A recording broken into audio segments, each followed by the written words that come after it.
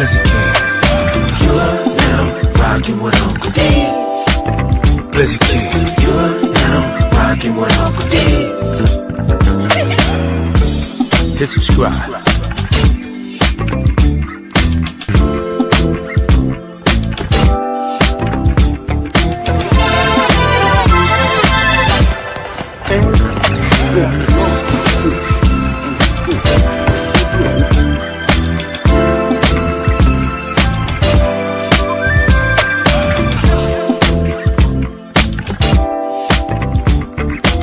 Subscribe to my guy, Uncle D.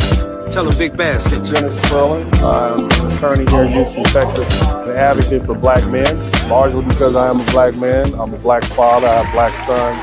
Hey, man, I do what I do.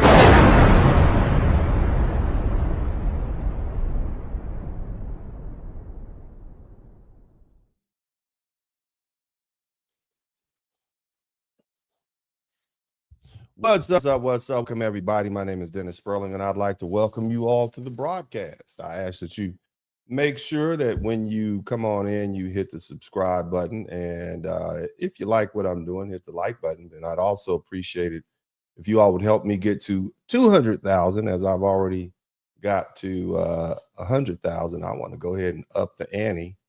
I want to give an acknowledgement to the folks who are here first. Big shout out to everybody in the chat room right now. My Mr. 43TX, man, you are always number one up in here, man. Pooh Man 3138, thank you so much, and everybody else in here. I appreciate you guys. So the title of the broadcast tonight is When Fear of Black People Becomes a Legal Defense to Murder. And this is in reference to a case, Carter v. United States, 341A 38-1065. It is a district.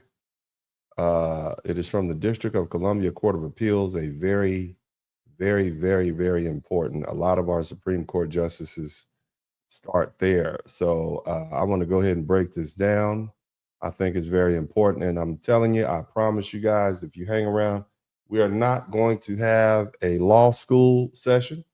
Okay, I do more than just talk about the law. I make it real for you. Okay, I make it real for you. And what I'm saying is that I'm going to explain some things to you based on this court ruling and the direction that we seem to be heading that some of you may find alarming. And I say alarming because we are literally going to be changing. The law seems to be catching up with society. Somebody typed degeneracy in the chat room. You're like, what does this case have to do with degeneracy? Give me a minute. Give me a minute. But let me go ahead and say this. If you learn something, I should earn something. But I also want to add to that, you don't owe me anything. I do this. It's a labor of love. I appreciate you guys. However, the subscriber count and the donation count and the likes and the shares is a way in which we keep score. In other words, you guys have migrated to my broadcast because, well, let me say it like this. I don't have any viral videos on my channel. I don't. For the most part, for the past 4 or 5 years, I have painstakingly built my audience one subscriber at a time. And it's only recently that I got a big bump from Willie D. And then prior to that, the only reason I got a big bump after Kevin Samuels' passing was because I was the only one on YouTube speaking the truth. And so I've been rewarded by the YouTube algorithm and subscribers because I've been the one speaking the truth, even when it's not popular. So, you know, it's important for me. Well, let me say it like this. If you guys want to, if you want more people on YouTube actually speaking the truth instead of sensationalism, then you have to reward the ones who are willing to go out on the ledge and speak the truth with subscriber count and likes. And again, you don't owe me anything. I certainly do appreciate the super chats and the cash apps and the PayPal if you learn something. But you know, for the most part, I'm just happy you're here. Happy. Somebody type, he's happy. he is happy you're here. Happy. Everybody in the chat room type happy. Well, anyway, so I'm going to answer some questions. So for generations, you know, the court has have used some version of the reasonable person standard. Somebody type reasonable man standard. We talked about a lot of that as relates to Carmelo Anthony case, the Case and Allison case, Chud the Builder case. The reasonable man standard, okay? Somebody type reasonable man in the chat room. The reasonable man standard, okay? And, you know, under the circumstance, what a reasonable person would believe, thought, or done in any situation, and that's in any particular situation where a jury or a judge has to evaluate conduct. And that standard shows up everywhere. It shows up in criminal law, as I said, when we're talking about self-defense. What would a reasonable person believe at the moment? Would they believe their life is in danger or serious bodily injury or a person or another, you know, which would bring about third-party self-defense? It shows up in police encounters. Okay, what would a reasonable police officer do? It shows up in excessive force cases. It shows up in negligence cases. It shows up in civil rights cases. And it's one of the basic building blocks of American law. It's one of the first things you learn in law school, first week. But now we may be watching the beginning of a major shift. Now, the case I'm referring to is Carter v. United States 341A 3D. I'm sorry, 1067. It's out of the District Court, Columbia Court of Appeals. I'm actually going to do something amazing for you all, and I'm going to put this in the window so you guys can see it. Okay, now you can look that citation up.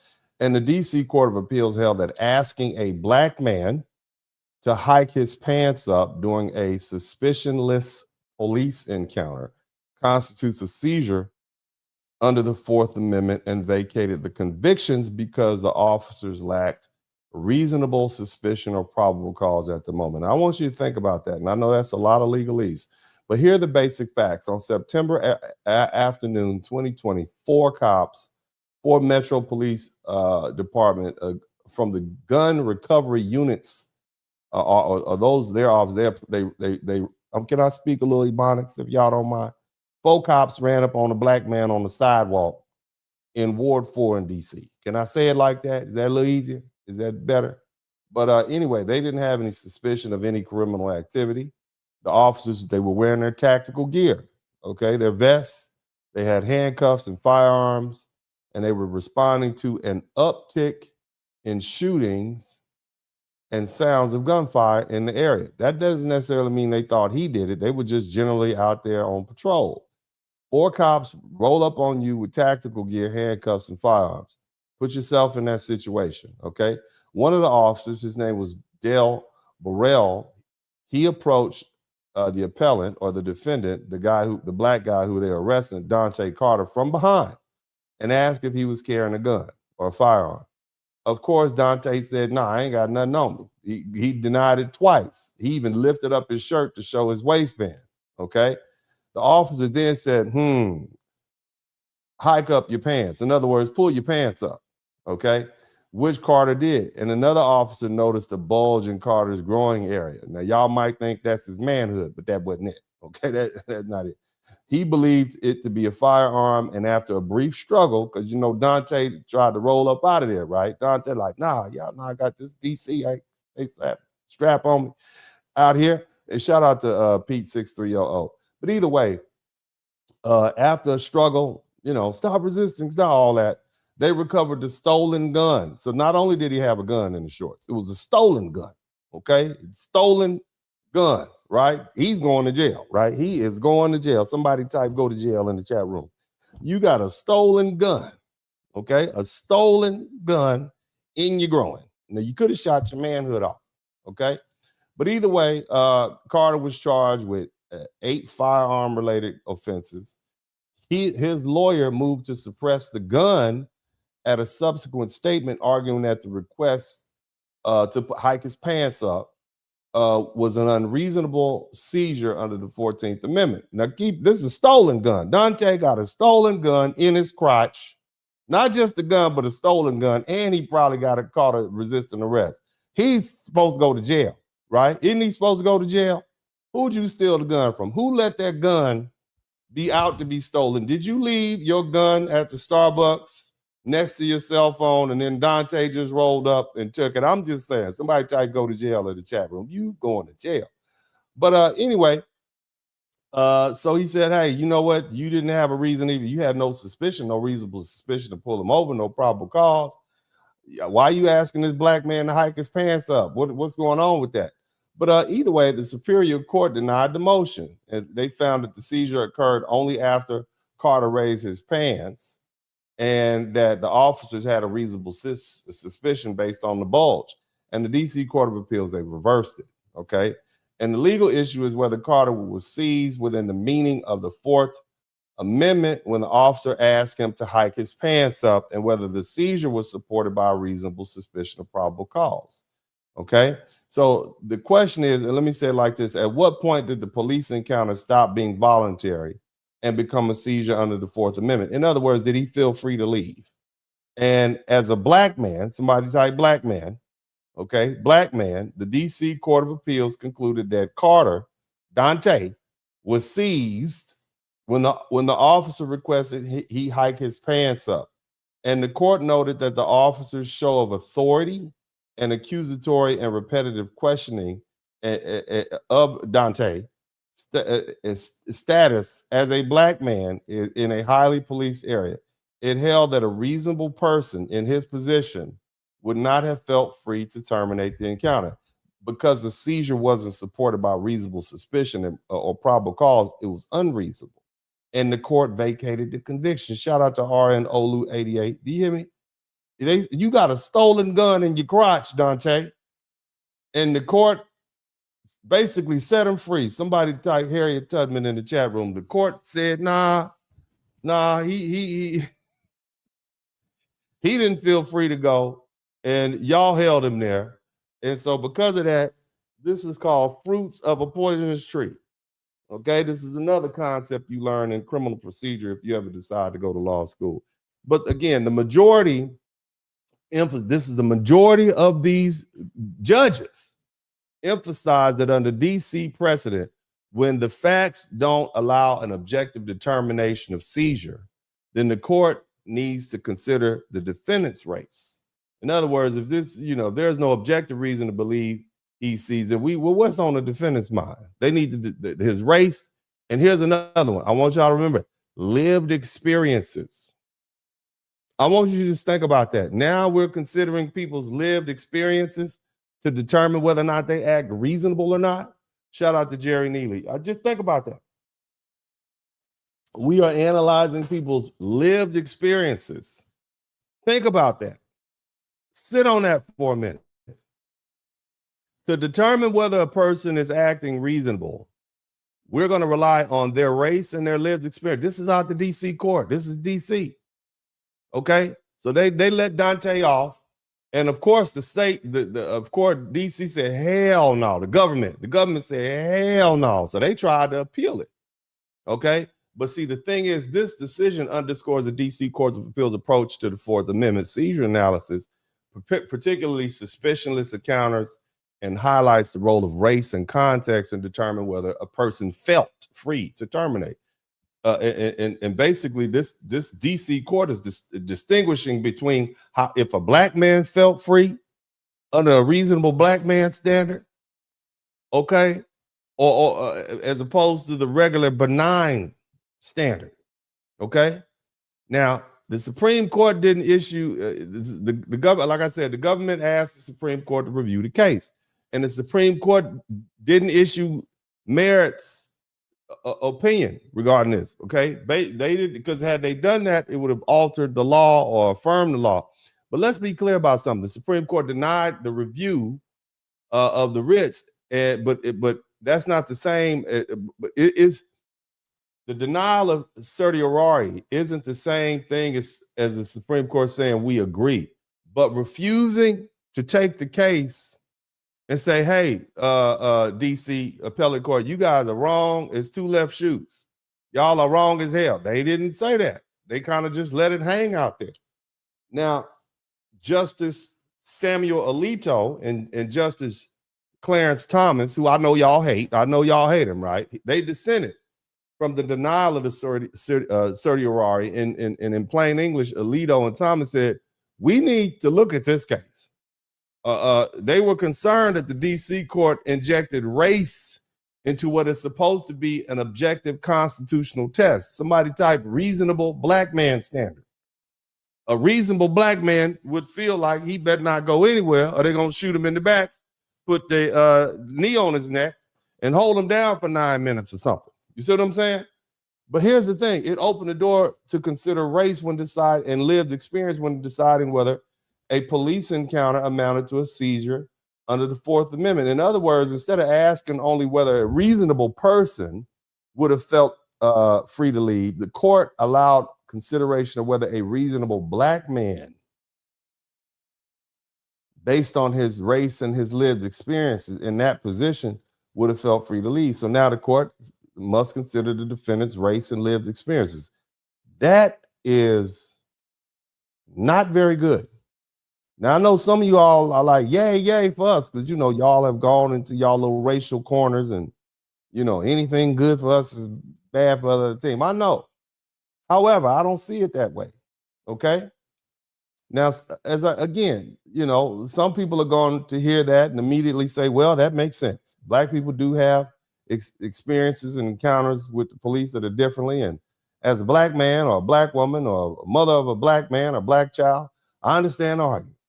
Okay. And I'm not pretending that the police encounters, you know, affect everybody the same way. They don't. But here's the legal problem. Once you adjust the reasonable person standard for race and lived experience, where does it stop? If the law can ask what a reasonable black man would believe, then he can also ask what a reasonable Hispanic man could believe, or a reasonable Asian man, or a reasonable Muslim man, or a reasonable white man would believe. What about a reasonable woman with a wooden leg and a kickstand? What would she believe? What about a reasonable woman on her menstrual cycle? I'm just saying, let me just throw it out there, okay? What about a reasonable elderly person or a reasonable immigrant? Okay? I'm just saying, what about a reasonable person with PTSD? Okay, what about a reasonable person who grew up in a high crime neighborhood or a reasonable police officer who claims he had prior bad experiences with certain groups? And see, that's the door this opens. And the most dangerous place this could go is self-defense. Somebody type self-defense in the chat room. Somebody type Carmelo Anthony in the chat room. Somebody type Chud the Builder in the chat room. Somebody type, think of some more names, huh? Somebody type Trayvon Martin in the chat room. Okay? Self-defense is built around reasonableness. And the question is usually whether the person reasonably believed force or deadly force was immediately necessary. So what happens when that standard becomes identity and lived experience based? This is a real case. What happens when a white man shoots a black man and says, based on my lived experiences, my fears, what I've seen these black people do in the media and social media, I've heard about the crime. I believe what I believed about black men, I reasonably feared for my life. Does he get to argue for a reasonable white man standard? Does he get to bring racial perception into the courtroom? I mean, you know, y'all would have a fit. Shout out to Jessica Rabbit. A reasonable white man in my position would have been afraid. What if that really becomes a self-defense? See, that's not a small issue.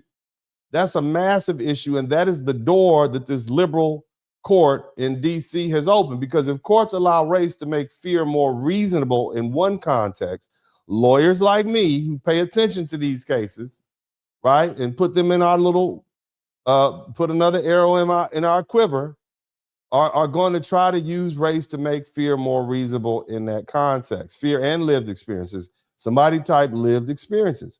And once that happens, black people better be careful, okay?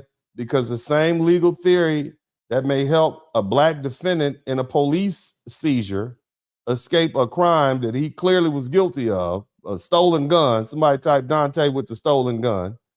could be twisted and used against a black victim in a self-defense case or a police shooting. What would a reasonable white police officer from the suburbs who's only seen TikTok videos of black people beating each other up, how would he feel? What about a reasonable ICE agent who's down on the on the border and he sees a guy with a hood on and he thinks it's the cartel? Huh? And see, that's why this issue can't be treated emotionally. It has to be treated legally. The law has always tried to keep the reasonable person standard objective. And that distinction matters because everybody has fears. Everybody has perceptions. Everybody has experiences, but not every fear is reasonable and deserves legal protections. For instance, if you just sitting down and somebody is standing around you, you can't say, I feared being jumped.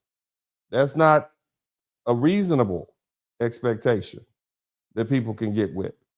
Okay, but if you throw, I was a black boy who was 100-some pounds, you understand what I'm saying? Slippery slope. In other words, not every stereotype gets to become reasonable. If the reasonable person standard becomes too customized, then it stops being objective. It becomes personal. It becomes racial. It becomes political. It becomes cultural. And once that happens, the court stops asking, what would a reasonable person do? And start asking, what would a reasonable person from this racial identity with those lived experiences do? And that may sound progressive in one case, but it become very dangerous in the next. Because look, law doesn't stay in the lane where you first put it. Lawyers test boundaries. Prosecutors test boundaries. Defense attorneys test boundaries. So what we're going to do is I'm going to talk about some real issues, not emotional issues, not social media version. We're going to learn some stuff. And it's going to be boring as hell. I promise you, I hope I bore you all to death. But it's going to be funny. And you're going to learn a lot, okay? Now, again, once this door is open, we need to understand exactly who may walk through it. Now, let me show you how this can be exploited, how courtrooms work. And this is how a rule created for one purpose can turn around and be used for something else. Shout out to Yardley. Thank you so much. All right. Imagine this scenario. White man is sitting in his pickup truck outside a convenience store at night. A black man walks across the parking lot. Black man is unarmed. He isn't threatening anybody. He isn't attacking anybody. Maybe he's wearing a hoodie. Maybe he's walking quickly because it's raining. Maybe he glances toward the truck because somebody is staring at him. Okay? Maybe he walks too close to the truck because the path to the store, maybe some homeless man done peed in the middle of the goddamn, excuse my language, peed in the middle of the parking lot, so he don't want to step in it. All right? But the white man has a pistol in his vehicle. He has a concealed carry license. He pulls out his pistol and he shoots the unarmed black man. Now the black man is dead. And here comes the legal argument. He later said he was afraid. He says that he thought a black man was reaching for something. He says he's seen videos online of black people robbing and carjacking and assaulting and shooting. Somebody type degeneracy in the chat room. Somebody type your reputation is everything in the chat room. Okay. He says he follows all the crime pages. He's seen every episode, the first 48. He says he watches social media clips daily. He said he death scrolling, right? He says the internet has shown him what can happen when a young black male or a black male approaches his car at night, and he says he didn't have time to wait. He says he reasonably believed he was about to seriously hurt or be killed. The defense lawyer stands up and says, ladies and gentlemen, the law doesn't require my client to be right. We know that's true. The law only requires him to be responsible under the circumstances as they appeared at the moment. That's the danger, because self-defense doesn't always require the person to be correct. A person can be mistaken and still claim self-defense. If a mistake was reasonable, that's why the reasonable person standard matters so much. The whole question becomes whether the fear was reasonable at the time. So now ask yourself this. If the courts are going to allow race and lived experiences to help define what a reasonable black man believes during a police encounter, What stops a defense lawyer from arguing that race and lived experiences also help define what a reasonable white man believes during a confrontation with a black person or Asian man? See, that's the trap. Somebody typed the trap in the chat room. And see, the lawyer may say the lawyer may not say it as ugly as I'm saying it. He may dress it up. He may say, or she may say, this isn't about racism. This is about lived experience. He may say this is about perception. This is about this is about the world that we live in right now. It's about what my client has consumed online. Okay. And he's going to talk about some realities and examples of violent attacks and statistical. And the jury's going to be like, yeah, well, you know, we have seen that stuff too. Okay. My client was scared. My client had seconds to act. And there it is. Acquittal. Somebody type not guilty in the chat room. Okay. And the same language used to explain why a black man may reasonably fear police can be flipped to explain why a white person may fear a black man. And see, that's why this is dangerous. Okay, because we're not just talking about black people who some people have labeled low class, criminals, suspicious, dangerous, or degenerate. We're talking about black people, black doctors, black lawyers, black college students, black fathers, black delivery men, black women. Okay, because y'all dangerous too, ladies. They are considered y'all dangerous too. Black teenagers walking home, black woman sitting in the car, minding her business. A black man going to the store, a black child cutting through a parking lot. The stereotype doesn't stop and ask for your resume. And see, when the public image of black people is constantly tied to crime, danger, aggression, robbery, carjacking, violence, and fear, then that image follows us.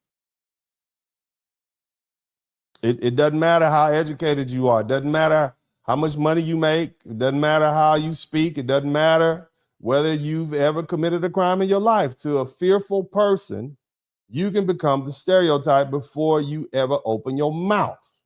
And if the law starts allowing identity-based fear, okay, if it started lived experience-based fear to shape what's reasonable, then the stereotype can walk into court. And that's where it gets deadly. It's a problem. What about a white woman? She's got her little baby stroller and her Starbucks, and she's jogging through the freshly regentrified hood, and a black man walks by her. He don't touch her. He doesn't threaten her. He's going to his car, okay? He hung out with his little side piece, okay? It's 6 o'clock in the morning. He on his way home to his wife. He minding his business. You know, he's scratching. You know what you do. You put your pants on and whatnot. Anyway, she feels threatened, okay? And she had to protect her baby, all right? He might, like I said, he reaching for his keys that he might have fumbling around for. She think he's reaching for a knife, okay? He's just trying to exist in her space. She could be wrong. She might, in her mind, imagine he looked at me wrong. He moved too close. She felt trapped, her and her baby. She's seen the videos online. She's seen the attacks. She's heard the rhetoric. She's read the stories about violent crime. Now, she had a black boyfriend in college, but you know, that's been long since removed. She's returned herself to the white world, right? Either way, she feels vulnerable. She's alone. She believes she's about to be assaulted. She pulls out her little pew-pew and pops it. We'll just say he didn't die, but they're trying to prosecute her for aggravated assault. Does her lawyer get to argue a reasonable white woman standard? Does the jury get to consider her sex, her race, her social conditioning? How would a white woman with a baby feel in this freshly regentrified area, right? Her internet exposure, her fear of black men or black people in general, her belief that she was vulnerable. Does that become part of the objective reasonableness? That's not a small problem. That's a legal explosion. Did y'all see the case? I can put the case back up there because y'all know I'm not messing around. So when I saw this, it's like, oh my God, this is revolutionary.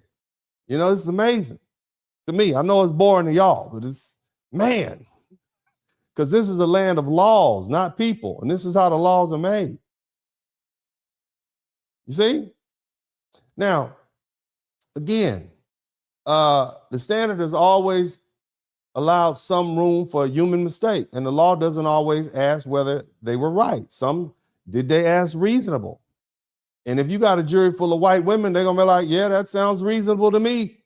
Somebody type not guilty. Okay?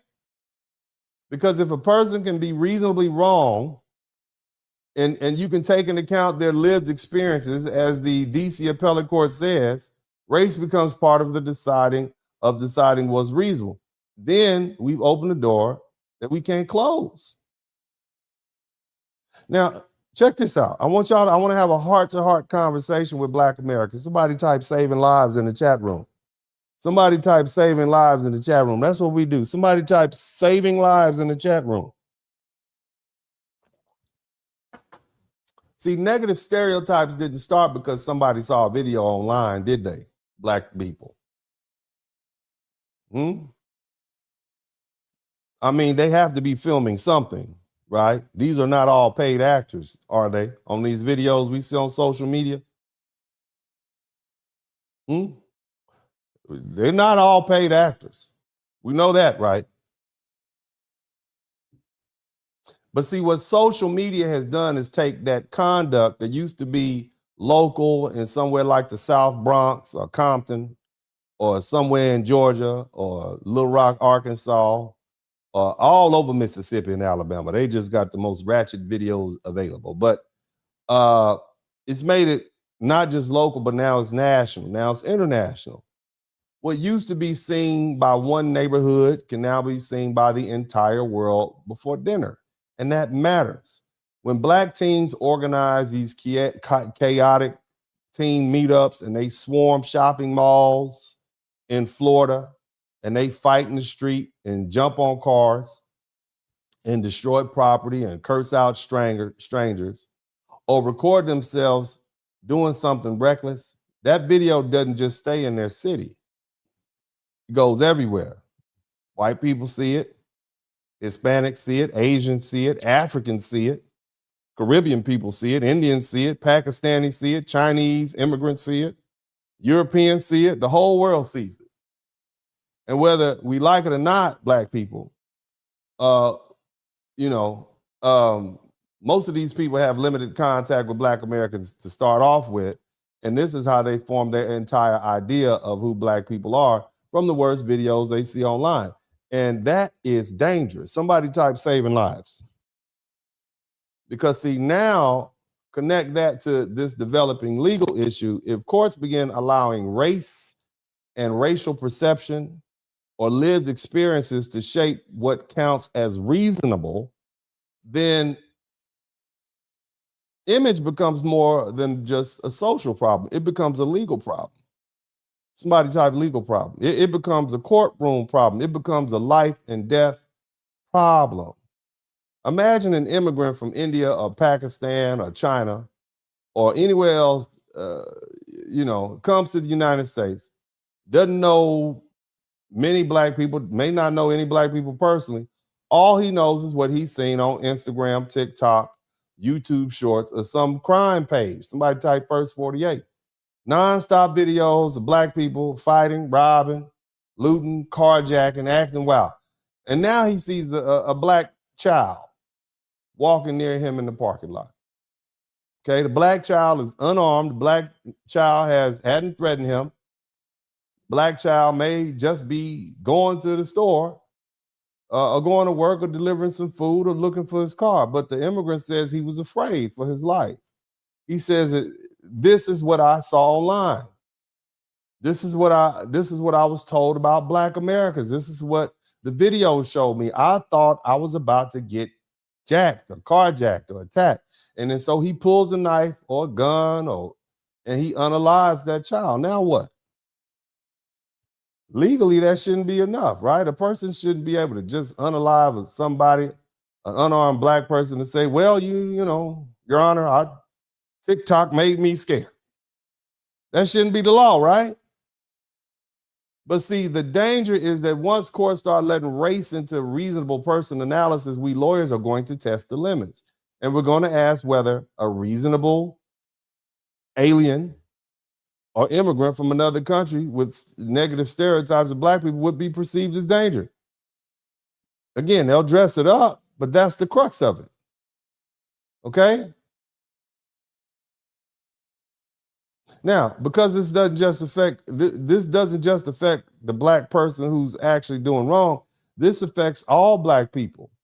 And the stereotype attaches itself to the skin first. And once somebody has decided that black equals danger, your resume doesn't matter anymore. Not until after you're dead. And this is why public image matters. Now, I have some videos because I want to prove the point, because some of y'all don't believe I'm saying what's true. Okay. And I'm going to do my best to give some commentary, and we'll talk about it. But you all have seen this stuff before. I don't have to go over into too much terrible detail. I'm not going to play all these ratchet videos, but I want my black brothers and sisters, remember, come on in. This is for you. I want you to see, what the public is seeing. Is that fair? Can I do that? Can we do that? Can we show what the rest of the world is saying? This is just some stuff that I've picked up on the internet. Okay, this is just some basic stuff that I saw on the internet. Nothing too much, but let's take a look at some of the ratchetness that we see going on. Somebody type fair use in the chat room. Why black culture is failing? Look no further. So female think they need a man? You're miserable. Because you don't need you need yourself. Okay. You don't think that? Do you think your mother need a man? I do. For what? For everything. I mean, it makes it easier. Life. You think females need men? Yes. I could use my rose and get my nut off. I never needed a man. But everything is not about sex, though. Everything not money-wise. I'm a whole pharmacy technician. I get money. Now, I want you to understand something. This young lady is a pharmacy technician, and she gets money. And what that drives home is it's not about education, and it's not about income, okay? Because what we're dealing with is not a poverty problem. What we're dealing with is gosh, I hate to say it. I hate to say it. I'm not going to say it. I'm going to say it. What we're dealing with is a values problem, okay? What we're dealing with is a dignity problem, okay? So again, there was a time when you could separate yourself based on money. And look, I want y'all to hang in there, because I'm going to explain in detail like nobody else how we got here, how we got from these well-dressed, mannerable black people. And of course, we had some ratchet folks way back in the day. But how do we go from that to this? Okay. How did we get here? I'm telling you guys, you're going to learn a lot. Okay. But just the over money, I go salary out here. I don't need no man. Men don't do but you over. Take your life. Okay. And again, she might be expressing herself, but the profanity, the over indulgence in sex, this is the presentation being made to the rest of the world. And this is the perception that they have of black people. Okay. Now, of course, this does not represent all black people, but of course, the lowest contingent has the mic. This is a spectacle. People are going to put the cameras on this person. Now, I'm not going to show the whole video because I don't want to give that any level of promotion on my broadcast, but I think it's important. Here's another one that is very unfortunate. I'm gonna let you see this. This is just more tragedy, okay? Just more tragedy. These some kids. Okay? Nigga, we act them down. Hold on, bro. I like bows. Yeah, that is a baby gun. That baby is pointing at the TikTok camera, talking about rapping Dusty Red. Is that her name? Sexy Red rapping. Well, I'm a Dusty Red. That's what she's doing. Okay, this is what's being represented. has black culture. Yep, somebody typed broken homes. And it looks like that little boy is participating in some, you got the police looking, right? Somebody called CPS. But you have the boy was consuming some Snoop Dogg. We'll call it Snoop Dogg. You understand what I'm saying? And so again, this is the representation of black culture to the world. So what would a reasonable immigrant think about black people, a black child, if he's walking by? And I know, look, I get it. We're gonna see. There's a method to the madness. I promise. If y'all hang in there, you're gonna get some answers that you never get. I've been putting this together, and I've been wanting to do this for a while. Here's another one. Okay, we talked earlier about reasonable white woman. What would if a reasonable white woman saw this video? Okay, I think these are Latinas. If a reasonable Latina saw this video, and I don't know what happened beforehand, okay, and you know, if next time she sees a black girl or is being followed by a black girl, what is she reasonably safe to assume that this is gonna happen to her? Okay, see that? I'm gonna cut it off because I don't want to. I'm not really trying to get demonetized. Okay, but this is just a simple sample of the videos that these people are seeing about black people. And I know some of y'all are busy. Y'all don't have time to look at this. Y'all come here to see what sort of ratchetness I'm talking about. But trust me, this is what's out there. This is what people are seeing. This is people's perception of the black community. This is not just nationwide, it is worldwide. There is no escaping it. Okay. I'll look at a couple more and then we race. Adrian Broner, Dean the Great, humping each other, painted. This is Adrian Bonner, grown black man, well-known boxer, as the lesser than race. Do you know what that does? To outsiders who don't have any idea what we are, it makes them already have he doing a good job. See what he doing? a stigma on us. Yo, that's a funeral. Did you see that? That lady was at the funeral home. Oh, bro, these guys are foolish. These guys don't promote anything intellectual. Exactly. They are foolish. So they're going based off what they see Adrian Broner and Dean the Great doing. And then Lil Durk. Lil Durk is talking about spinning on blacks. Hold on, I'm gonna cut you off right. All right, so right now, hold on. So you see what I'm saying? You see how the reason we able to. Now, shout out to all these young people who are pointing out this degeneracy. I certainly appreciate all these very young people. These 20-year-olds are not going for it. They are not with the degeneracy. Shout out to them. Okay. Thank you so much for pointing out the degeneracy. Embody these spirits of and so again, right? Image matters. Okay. Your image. You live and die by your image, literally. Okay.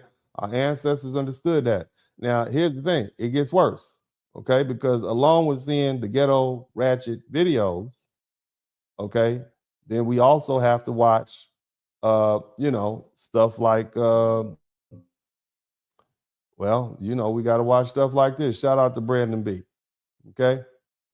Look, we got to, this day in and day out. The court sentences Mr. Kelly to a period, to the felony of commission of active terrorism, to a period of 25 years, range 1, the reduced eligibility of 30%. Felony convictions. What did he do to get 221 years? I mean, America is only 250 years old. America is going to be twice as old as it is right now when you get out of prison, sir. Okay? You got 221 years. 221? That sounds like an apartment. Yeah, I'm in room 221. You hear that? That's an address. This dude got a whole address worth of prison years. How do you get 221 years? I mean, how do they expect you? Are they going to let you die, dig you back up, put you in cryo, rehab, and then get you to do some more time? How do we do this? I'm just saying. I'm just asking questions. Okay. Nevertheless, right? People all across, this is not just something that they see in the courthouse. What a shame. What a shame. You never had a relative to work at the court. It's so terrible going on. People are seeing this not just across the nation, all across the world. This affects our image. Resulting in any defendant be rendered infamous. This is an effective sentence of 3 life sentences, consecutive life sentences. 3 without life possibility of parole. Now I'm gonna ask y'all an honest question. Okay. What would a reasonable person from overseas, let's say a reasonable Asian person, all they've seen is videos like this. What would be their perception of black people? I'm just asking. Hell, what is your perception? All the black people from here. Somebody type FBA in the chat room. All the FBA, all the ADOS, all the salon people. What is your perception? Do you feel safe as a reasonable black person? Do you feel safe when you're around us? I'm just asking.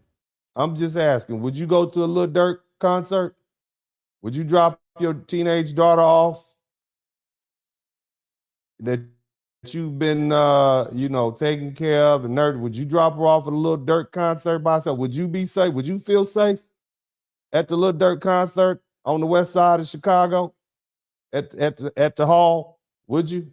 I'm just saying. So if you don't feel safe, if your lived experiences tell you, nah, I'm good, we're gonna go ahead and pass. And what does that say? What does that say about people who have no interaction with black people? Let's keep listening. 2 counts of first-degree murder. This is a capital offense if you're found guilty. Will be invoking his right to counsel and right to remain silent. All right, his mother's in court. Good morning, ma'am. I think this is the guy that unalived the 2 brothers. He and his girlfriend had an argument, and she called her brothers up, and he, they wouldn't let him in, and he came back and did something, pushed the door in, and unalived both of this woman's brothers. There's probable cause for the charges. It looks like he shot and killed a girlfriend's 2 brothers. I'm going to grant the state's motion for pretrial detention pending final hearing and hold you with no bond. You will see a judge tomorrow. That judge will set a final hearing on the state's motion for pretrial detention. I want you to see how cool, calm, and collected the judge is, because she's read that 100 times. Yeah, you murdered 7 people. We're going to go ahead and set the bond hearing aside. Do we have donuts in the back? Because I need some donuts. Is my other robe out the dry cleaners yet? Oh, I'm sorry. Yeah, so we're going to set this aside. Oh, I'm sorry, not 7, but you killed 10 people. You killed 10 people, and you have a prior of okay. Yeah, so we'll get you together. Can you go ahead and send him back to the jury? The jury pool will get him back after my donuts arrive. You see that? They've seen it so many times. But again, we're talking about stereotypes. We're talking about image. Okay, this is the image of black people that is being broadcast around. Again, there's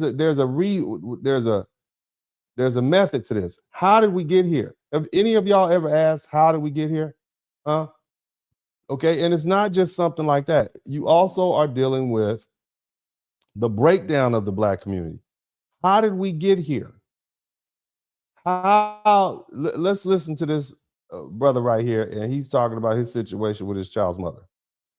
Like, stop you from being a father, nigga. Like, I never saw this coming, man. Like, I've tried everything I need to do, bro, to change my life around, dog, so I can be a better father for my son, bro.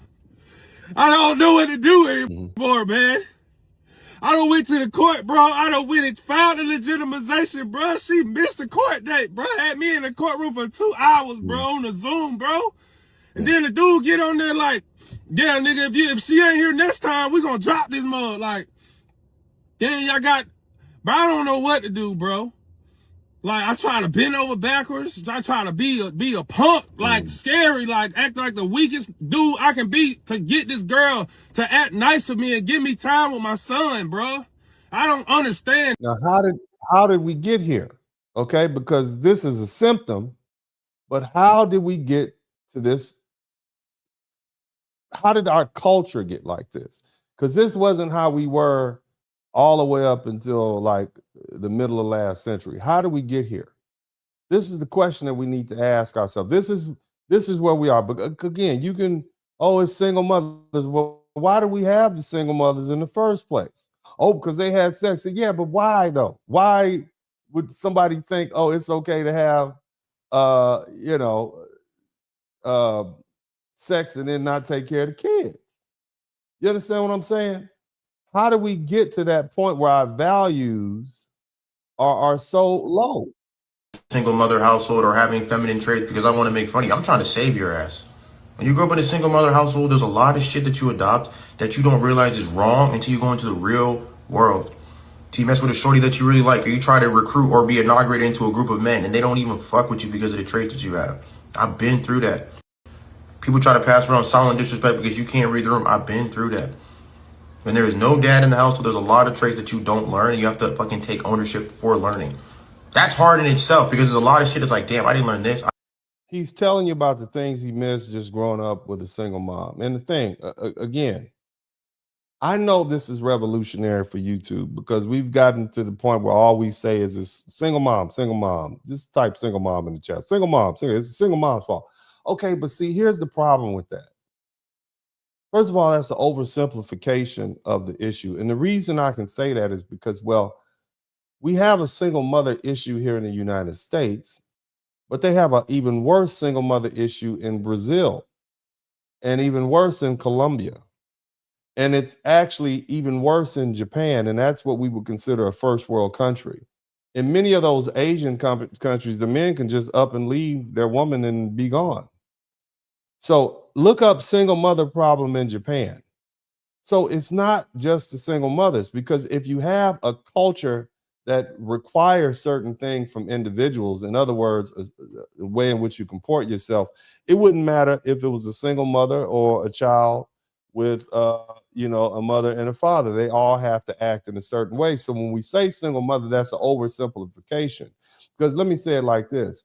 You got degenerate kids that come out of families with, fathers and mothers. I know that's unfortunate to say, but it's true. Because, if you got a mother and a father who are instill the same sort of value system in the child, what do you think that child is going to come up with?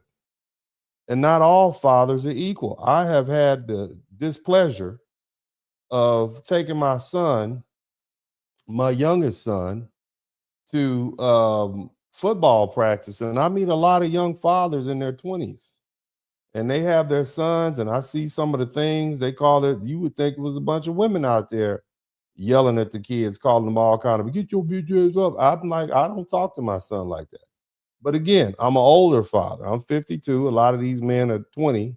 So, they are probably young enough to be my sons, and I comport myself different. But remember, they are 5 generations of being raised in this degenerate culture. Now, I think I proved my point that these are the type of videos, and this is mild, and you all will agree that this is mild. Compared to what's really out there. I didn't put any fighting scenes, anything like that, because I don't want to get demonetized. But and I know people, we have to talk about public image, and we also need to talk about respectability politics. And I know people think that's a dirty word because it's been used to blame Black people for oppression, as though dressing different or dressing better, speaking better, or behaving better will magically make bigotry disappear. Okay. Bigotry and hate, will hate you if you have a 3-piece suit on. If you have a law degree, a bigot is going to hate you if you have perfect grammar or a clean record and the Bible in your hand. All right. But images have always mattered in a political struggle. And our ancestors understood that. During the civil rights era movement, Black people didn't accidentally show up looking disciplined and clean and marching in order, organized, looking respectable. That was a strategy. You see, when Black people marched through some of those hostile, segregated towns, they knew the cameras would be there. They knew the world would be watching. Matter of fact, they planned it that way. And they knew those angry white mobs and police officers and sheriffs and firefighters and segregationists would respond violently. So they gave the world a clear moral picture. On one hand, you have dignified, well-dressed Black families, including moms, women, children, and elderly, in their Sunday best, peacefully asking for basic human rights, while the ugly face of racism is attacking them with dogs and fire hoses and billy clubs and jail cells and rage. And that image changed America. It forced America to look in the mirror. Look at the Birmingham in 1933, 1963, those 3 Black girls, Black children, and the students that marched out of the 16th Street Baptist Church and towards City Hall. And Bull Connor and the police and the fire department responded with dogs and high pressure fire hoses, and those images went across the country and around the world. So people ignoring segregation couldn't ignore it anymore. Same thing with Rosa Parks. Did you all know that Rosa Parks didn't become the face of the Montgomery boycotts? It wasn't an accident. You all know that was planned? You know it was planned. Did you know that was a plan? And the reason being is because she was respected. She was an adult. All right. She had a job. She was a secretary at the local NAACP. She had training and organizer experience. And before Rosa Parks, there was a young lady named Claudette Colvin. She was 15 years old, a little Black girl. Okay. And she also refused to give her her seat on a segregated bus in Montgomery on March 2nd, 1955. And that was organic. It was 9 months before Rosa Parks. That's probably where they got the idea from. But the civil rights leader were worried about her youth. They were worried she was basically poor, working class, and she was dark complected. Okay. And then later on, she got pregnant. So she was an unmarried single mother, teenager, right? And it would have been easier for white America to dismiss her and the movement. So when Rosa Parks, who was known, educated, was arrested on December 1st, 1955, the organizers knew they had a stronger public symbol. That wasn't accidental. It was a strategy. All right. And people were willing to get behind us. So when people say respectability doesn't matter, they're only half right. Respectability won't stop. It's not going to stop racism. Okay, that's not what we're saying. It's not going to stop racism, but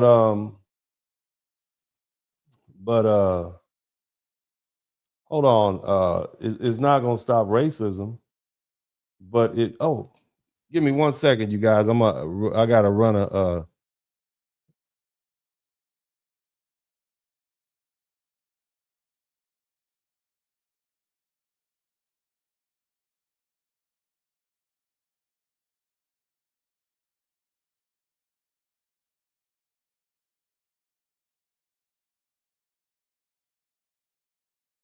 Shout out to everybody who's contributed to Super Chat. I'm glad 15 people learned something. I wish more people had learned something, but we're not finished. But maybe some of you all will learn something.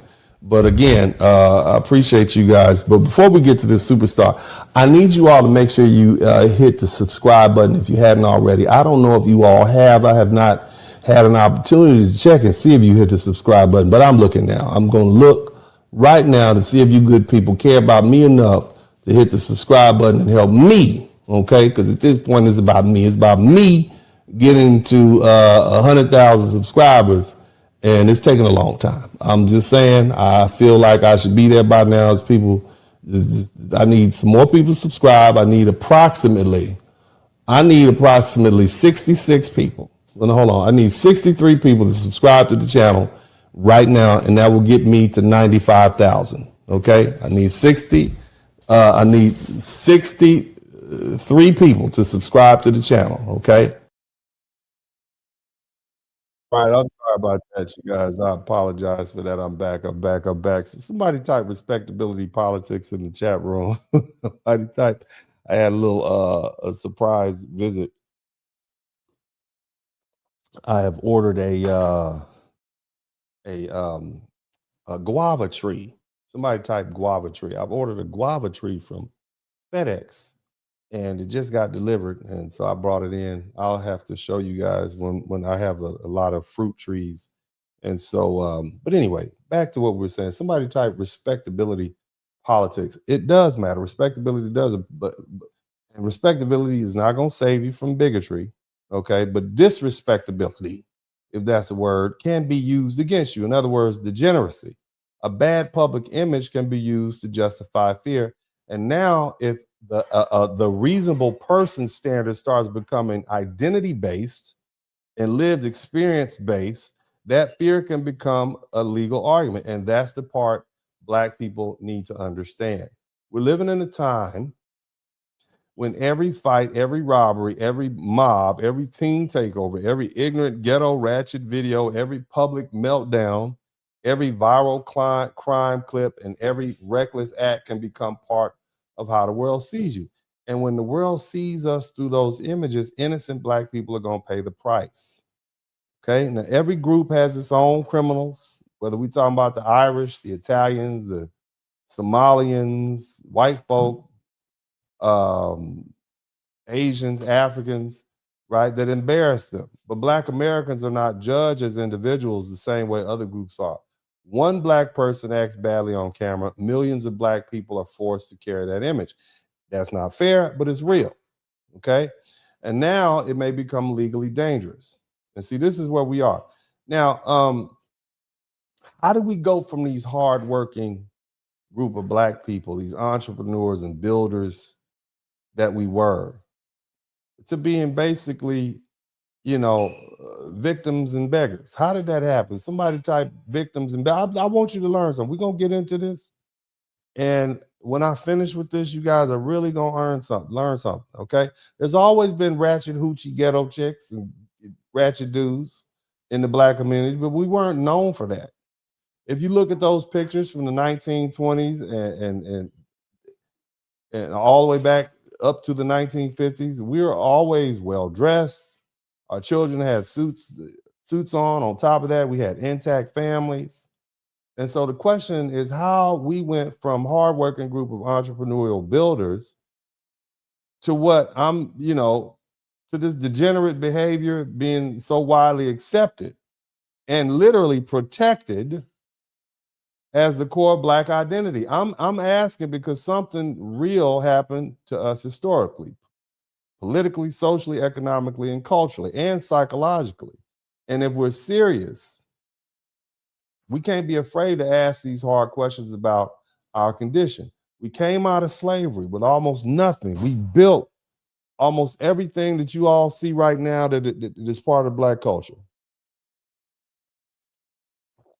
We built churches, we built schools, we built HBCUs, farms, towns, businesses, banks, newspapers, mutual aid societies, professional networks, civic organizations, fraternities, sororities, along with entire communities. Our ancestors did all of that while facing open white supremacy and racial terror and lynching and land theft, and suppression, Jim Crow, economic exclusion, and just violence.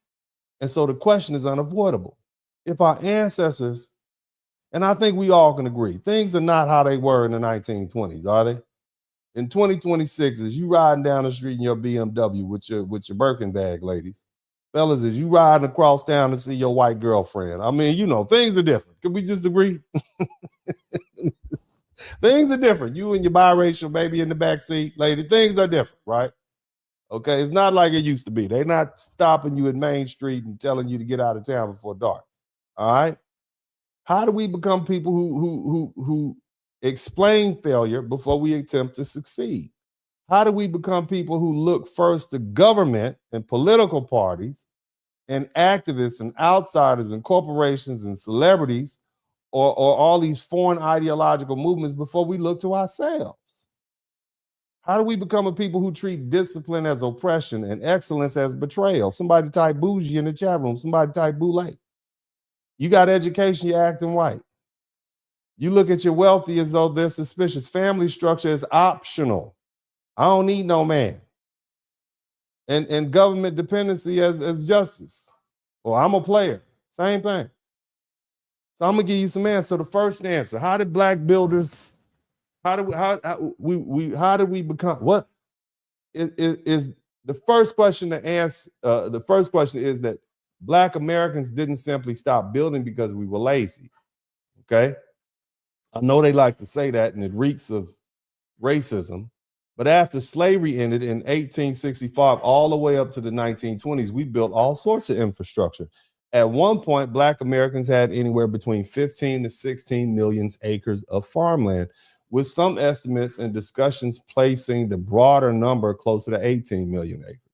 That wasn't symbolic ownership. That was real land, real farms, real inheritance, real collateral, real family wealth, real economic independence. And to put that in perspective, 16 million acres is about 25,000 square miles, which is larger than several states. Imagine Black people own New Jersey, Massachusetts, Delaware, and Rhode Island. Okay, and that kind of land base represented power. It represented independence, and it represented a Black future that didn't require begging anyone for permission to survive. Now, listen, I want you to learn something, okay? Black success gave rise to a lot of white resentment. We're talking about the 1920s. You got a bunch of immigrants from overseas who just came over here. The country's filling up, okay? And we have to understand the psychology of that time period. Many of these poor white people, and there's still a lot of poor white people now, okay? Many poor white Americans have been brainwashed and taught and trained to believe that no matter how poor they are, they're still better than Black people. Somebody type IQ in the chat room. This is the latest iteration of it. We're better than the Blacks. They might have, big tallywhackers and nice cars, but IQ, somebody type, what is it called? Pro rata and IQ. Type that in the chat room. Pro capita and IQ. These are the latest buzzwords, okay? All right, but see, here's the thing. They still thought they were better than Black people back then. They had different words. At least I'm not an N-word. And that belief gave them this false sense of status. So when they're forced to look at successful Black people, wealthy Black people, educated Black people, Black business owners, Black landowners, Black doctors, Black lawyers, and we had them back then. Okay, one of my ancestors, George Washington Jones Sr., he was a first Black attorney, first Black county attorney in a major Kansas at Nicodemus, Kansas. Okay, but again, we were living our own American dream, and it attacked the lie that had been sold to white people. You're better than us. Okay, they're better than us, and Black success undermined that whole racial fiction that Black people were inferior. And when that lie was exposed, it created resentment, insecurity, fear, and rage, kind of like what it's doing now. And that resentment wasn't just emotional. It became economic, political, and violent. Black ownership was attacked through fraud and violence and heirs, property problems and denial of credit and tax sales, discrimination, and legal manipulation. We can look at 1921, Greenwood in Tulsa, Oklahoma. It was known as Black Wall Street. It was burned down after Black people who had built, one of the most successful Black business sections in districts in America. We can look at Rosewood, 1923, Rosewood, Florida. It was destroyed by a white mob on a lie. All right, we can look at 1912. Black residents were violently driven out of Forsyth County, Georgia. Okay, where more than 1,000 Black people were forced to leave. Forsyth County, Georgia is now like a white, it's like a white county outside of Atlanta. But the bottom line is, matter of fact, in that same town, later in the 1950s, land in Lake Lanier area was flooded for a reservoir, and that history is still tied to Black memory and the erasure of those Black communities around Forsyth County and Oscarville. Okay, so Black Americans' land was taken or lost through violence. They would literally put dynamite on put a bundle of sticks on your front porch, and they would basically say either get out of town or the next time it's going to be dynamite. All right, we had discriminatory courts. Remember, this was a time period you weren't allowed to testify against a white man. So it was really bad. Okay, but then you had redlining, and homeowners loan corporation, and later these lending practices, it marked black neighborhoods as dangerous or risky or undesirable. And so it made it very hard for black people to get loans. I mean, would you be able to get a house if you couldn't get a loan from a bank? Probably not. All right.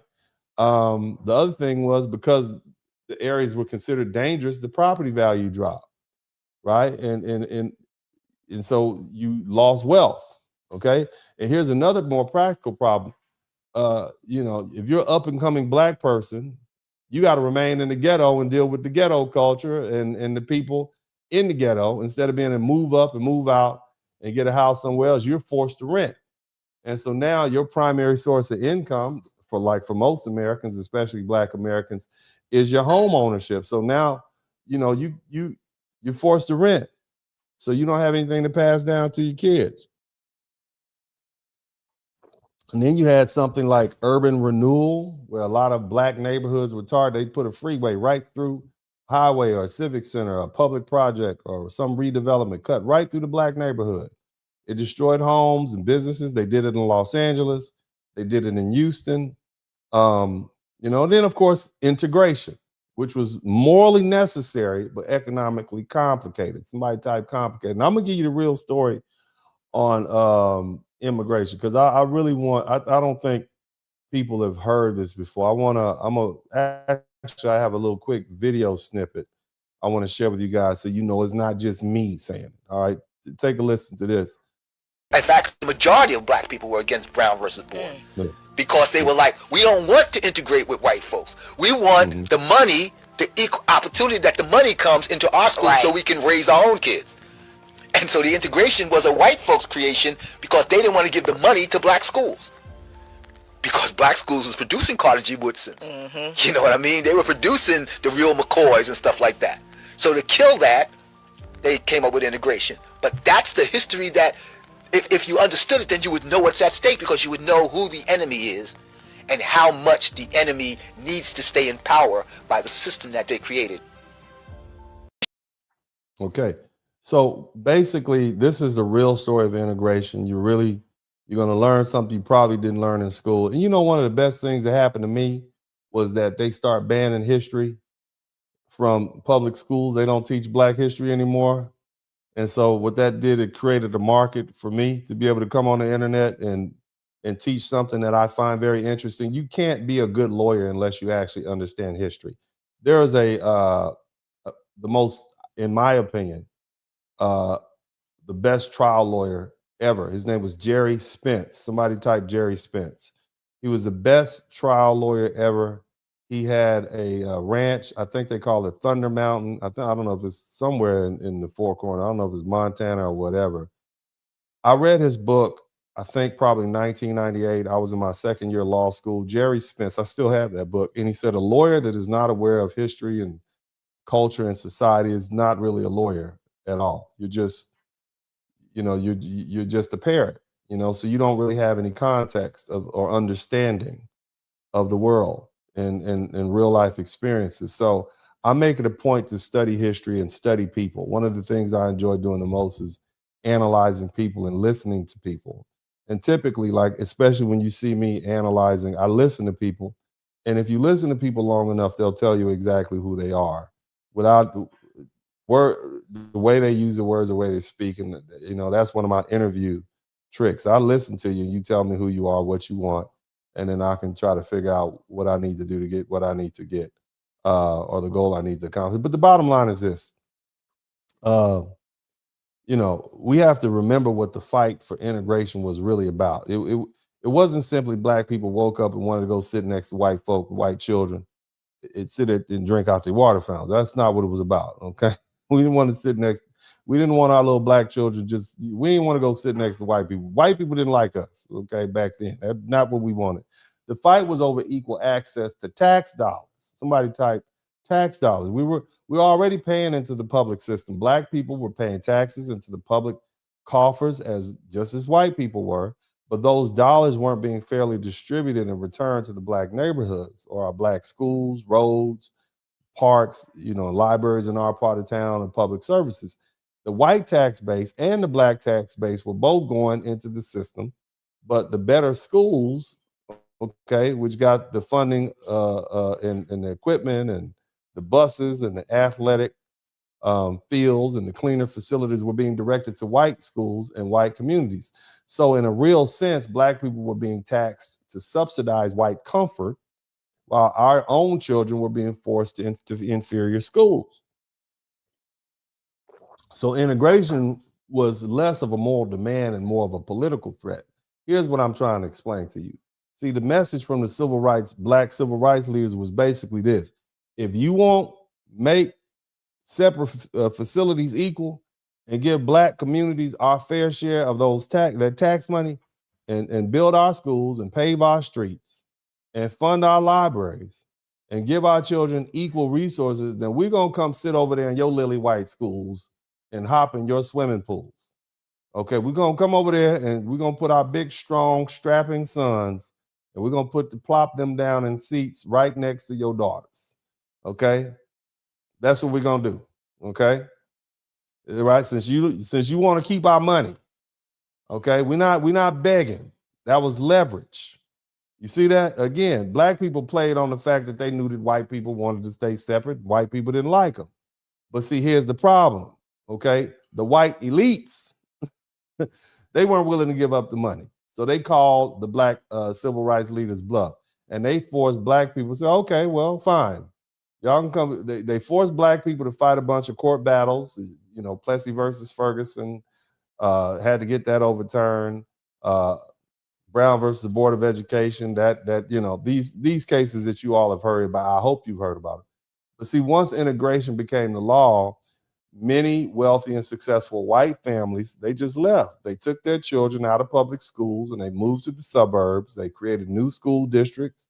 They enrolled their children in private school and segregation academies. Okay, and poor white people, you know, the rest of y'all. Somebody said the Mandingo threat. I'm done with you. That you will never be allowed to speak again on this broadcast. Did you say that's great. So the Mandingo threat, we're gonna put our Mandingos next to your white daughters, but the rich white folks didn't care. They said, yeah, whatever.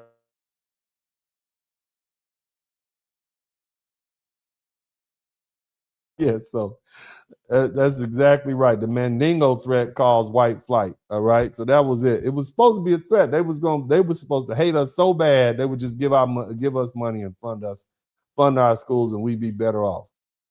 But you know, like I said, the poor white people, they couldn't afford to leave, so they were left behind in the public schools with the black children, with the Mandingo, the little mini Mandingos. You know, so much for white unity, right? But when the pressure came, you see, white wealthy people protected themselves first. They left the poor white people to absorb the consequences, okay? And that tells us something important. This wasn't only about race, it was about class, okay? And the white elite had used poor white people as foot soldiers for segregation, but when integration threatened their children and their property values and their own comfort, they abandoned poor white people and they left them there. Right there in the ghetto, right? Or sent them to the trailer park or whatever. So integration opened doors, but integration also had unintended consequences. It weakened the internal black institutions. Somebody type institutions. This is very important. Somebody type black-owned businesses, black institutions, black churches, black schools, black neighborhoods. It weakened internal black institutions that had been built out of necessity. It also drained black talent away from black schools and black businesses, and it allowed white elites to escape while leaving public institutions destabilized. And that tragedy is that black people were forced to fight for access to facilities our tax dollars had already helped fund. And once we finally got access, many of the people who had hoarded the best resources, they moved the goalposts. They took their children and their wealth and they left. Now, so keep that in mind. Okay, how do we get to where we are? How do we go from being well-dressed, dignified people to degeneracy? Somebody type loss of institutions, okay? Somebody type loss of institutions. Number one, loss of institutions. Okay, are y'all with me? Are y'all following? I know it's a lot. It's a lot. This is a whole history law lesson all round rolled into one, okay? Loss of institutions. We're talking about how we became from these hardworking group of entrepreneurs to a bunch of victim-minded beggars. Everybody asked the question, right? We went from builders. They burnt all our stuff up. We got mad. We lost our institutions. They ran us off our land. We get it. All because you had a bunch of angry white people who were brainwashed to believe they're better than us. And then when they saw us doing better than them, they got mad and they had a tantrum. Okay? Greenwood, Rosewood, right? Tulsa. You got that? So now, what's the next answer? Somebody type number 2 in the chat room. Number 1, we got number 1. Number 2, all my smart people. Okay? Okay. The second answer is that we became divided from our own leadership class. Somebody type bougie. Somebody type talented 10. Somebody type Sambo. Okay, these are the names, right? This is what they call, and I know black people, we are familiar with this, but I know I have a lot of people from everywhere listening to this now. Black people ostracize people like me. Now, I don't have a criminal record. I've never been in trouble, but they will ostracize, not all black people, but commonly speaking, I garner more distrust than the local drug dealer. The weed man got all the love. The weed man, they love him. They trust him. They whatever he put in the little sack, yeah, they smoking it. It could be rat poison in there. They trust him more than they trust me. Not because I've done anything, but merely because I'm an educated black man and they perceive me to have wealth. Now, that's very different from most other cultures. Most other cultures uplift their successful people and they use them as role models for their children. Not me. Okay. If I was Lil Durk, a Lil Boosie, or somebody like that, I'll be put on a pedestal.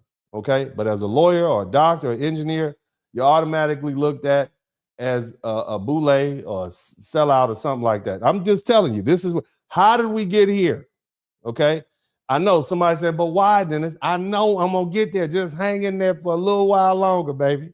You're going to get the answer. You're going to get the answer. Okay. So, as I said, the second answer is that we became divided from our own leadership class. Now, every serious people needs their talented class. They need their lawyers and their doctors and their engineers and their bankers, business owners, professors, judges, accountants. They need their builders and investors and strategists and teachers and political thinkers. And a community that hates its own educated class is committing a slow suicide. And that's what you've seen happening over the past 80, 90 years. Okay. This is where we are now. I'm trying to get y'all there. Right now, how did that happen? How did we turn against that? You send your kid to college and you happy, and the next thing you know, you change, you bougie, you join Alpha Kappa Alpha, you're a Sigma now.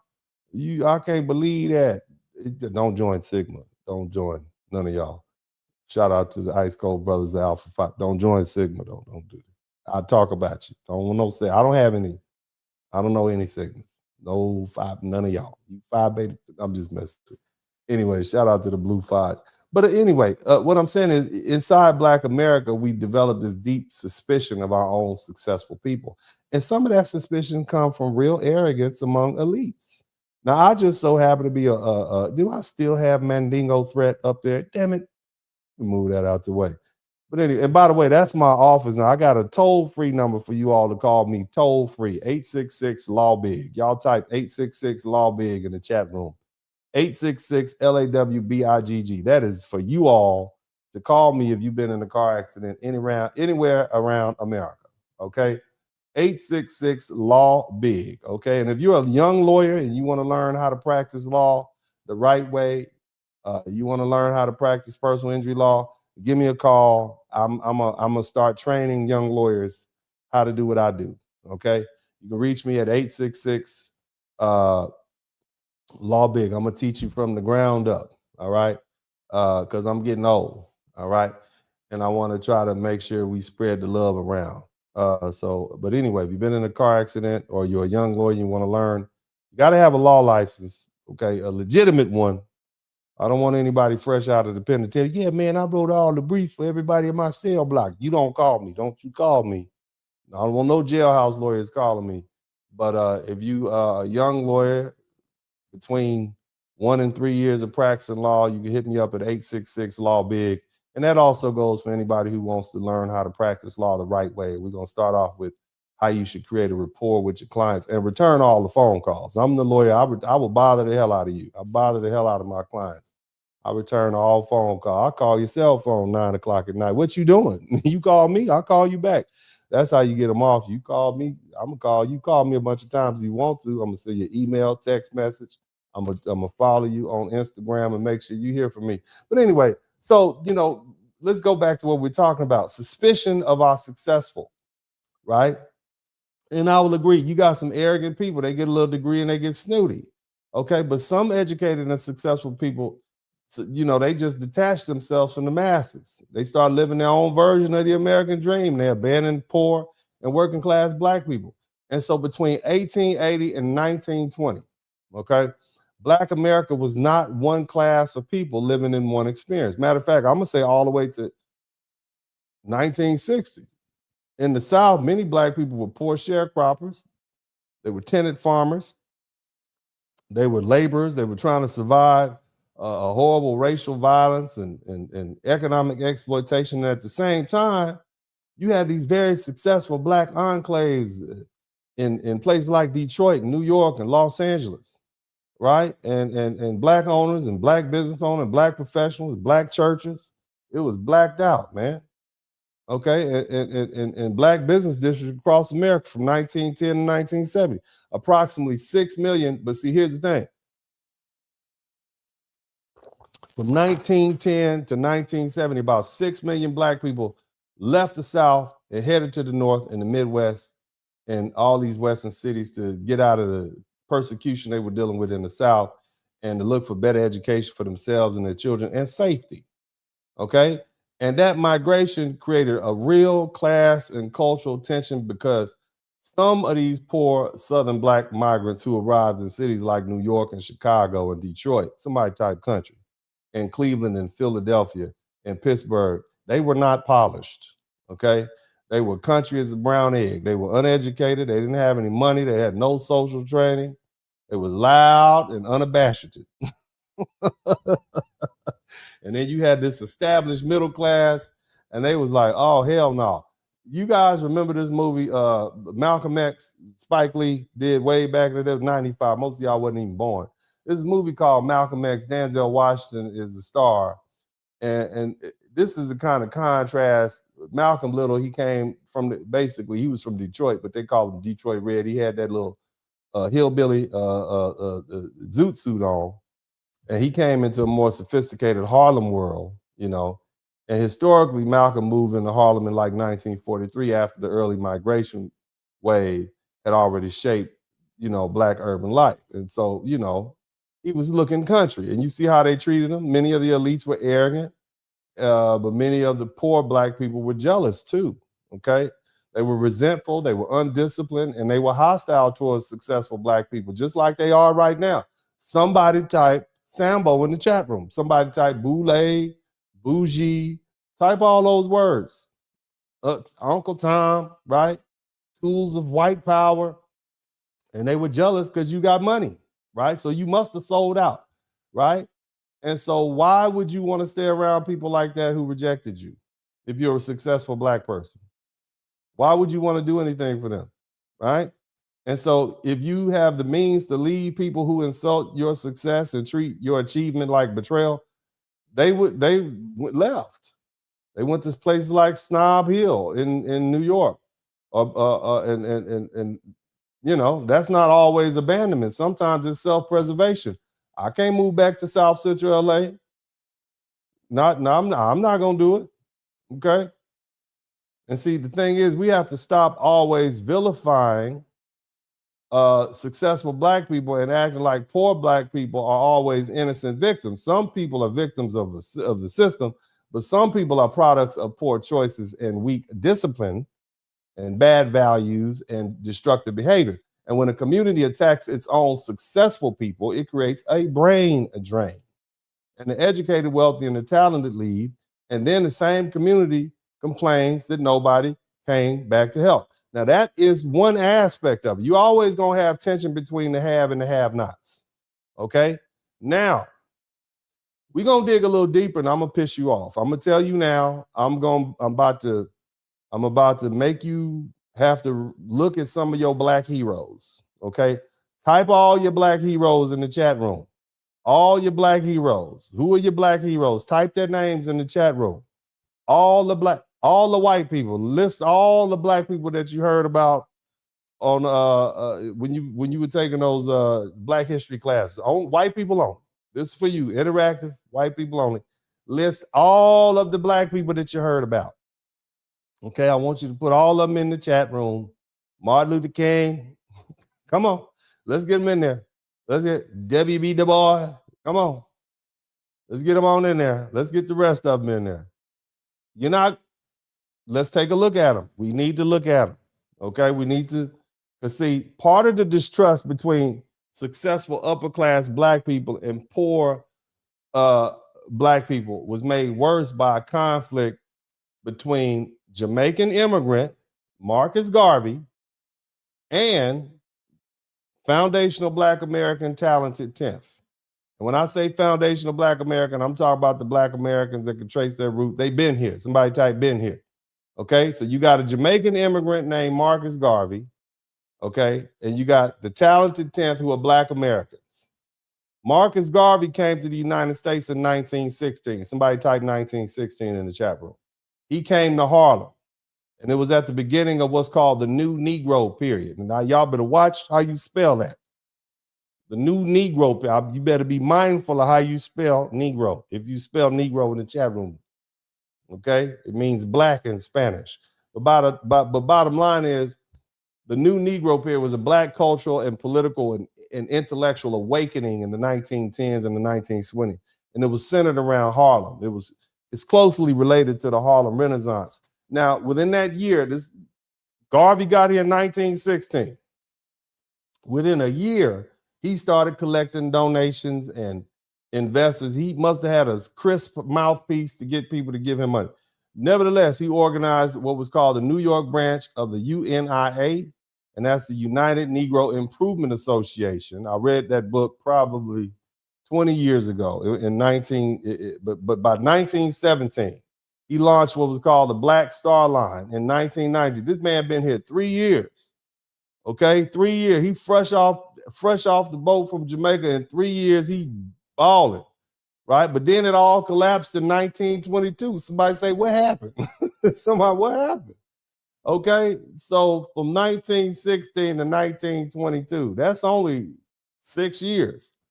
Garvey got exposed as a con man and convicted of mail fraud in 1923. Come on.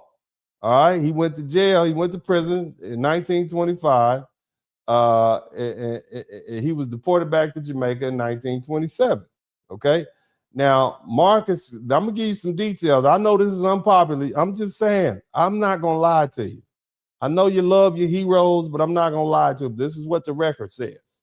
And I know y'all love Marcus Garvey, back to Africa. I get it. I'm not going to lie to you. Okay, you can Google this. You can look it up. Look at the case yourself. Marcus Garvey's mail fraud conviction came from how the Black Star Line sold stock through the mail. And the basic charge was that Garvey and the Black Star Line officials used mail promotional materials to solicit investments while making false claims about the company's ships and operations. No, you saying you're doing something you're not. And the key example was promotional a circular showing a ship called the Phyllis Wheatley, which implied that the Black Star Line owned or controlled it. Didn't own it, didn't control it.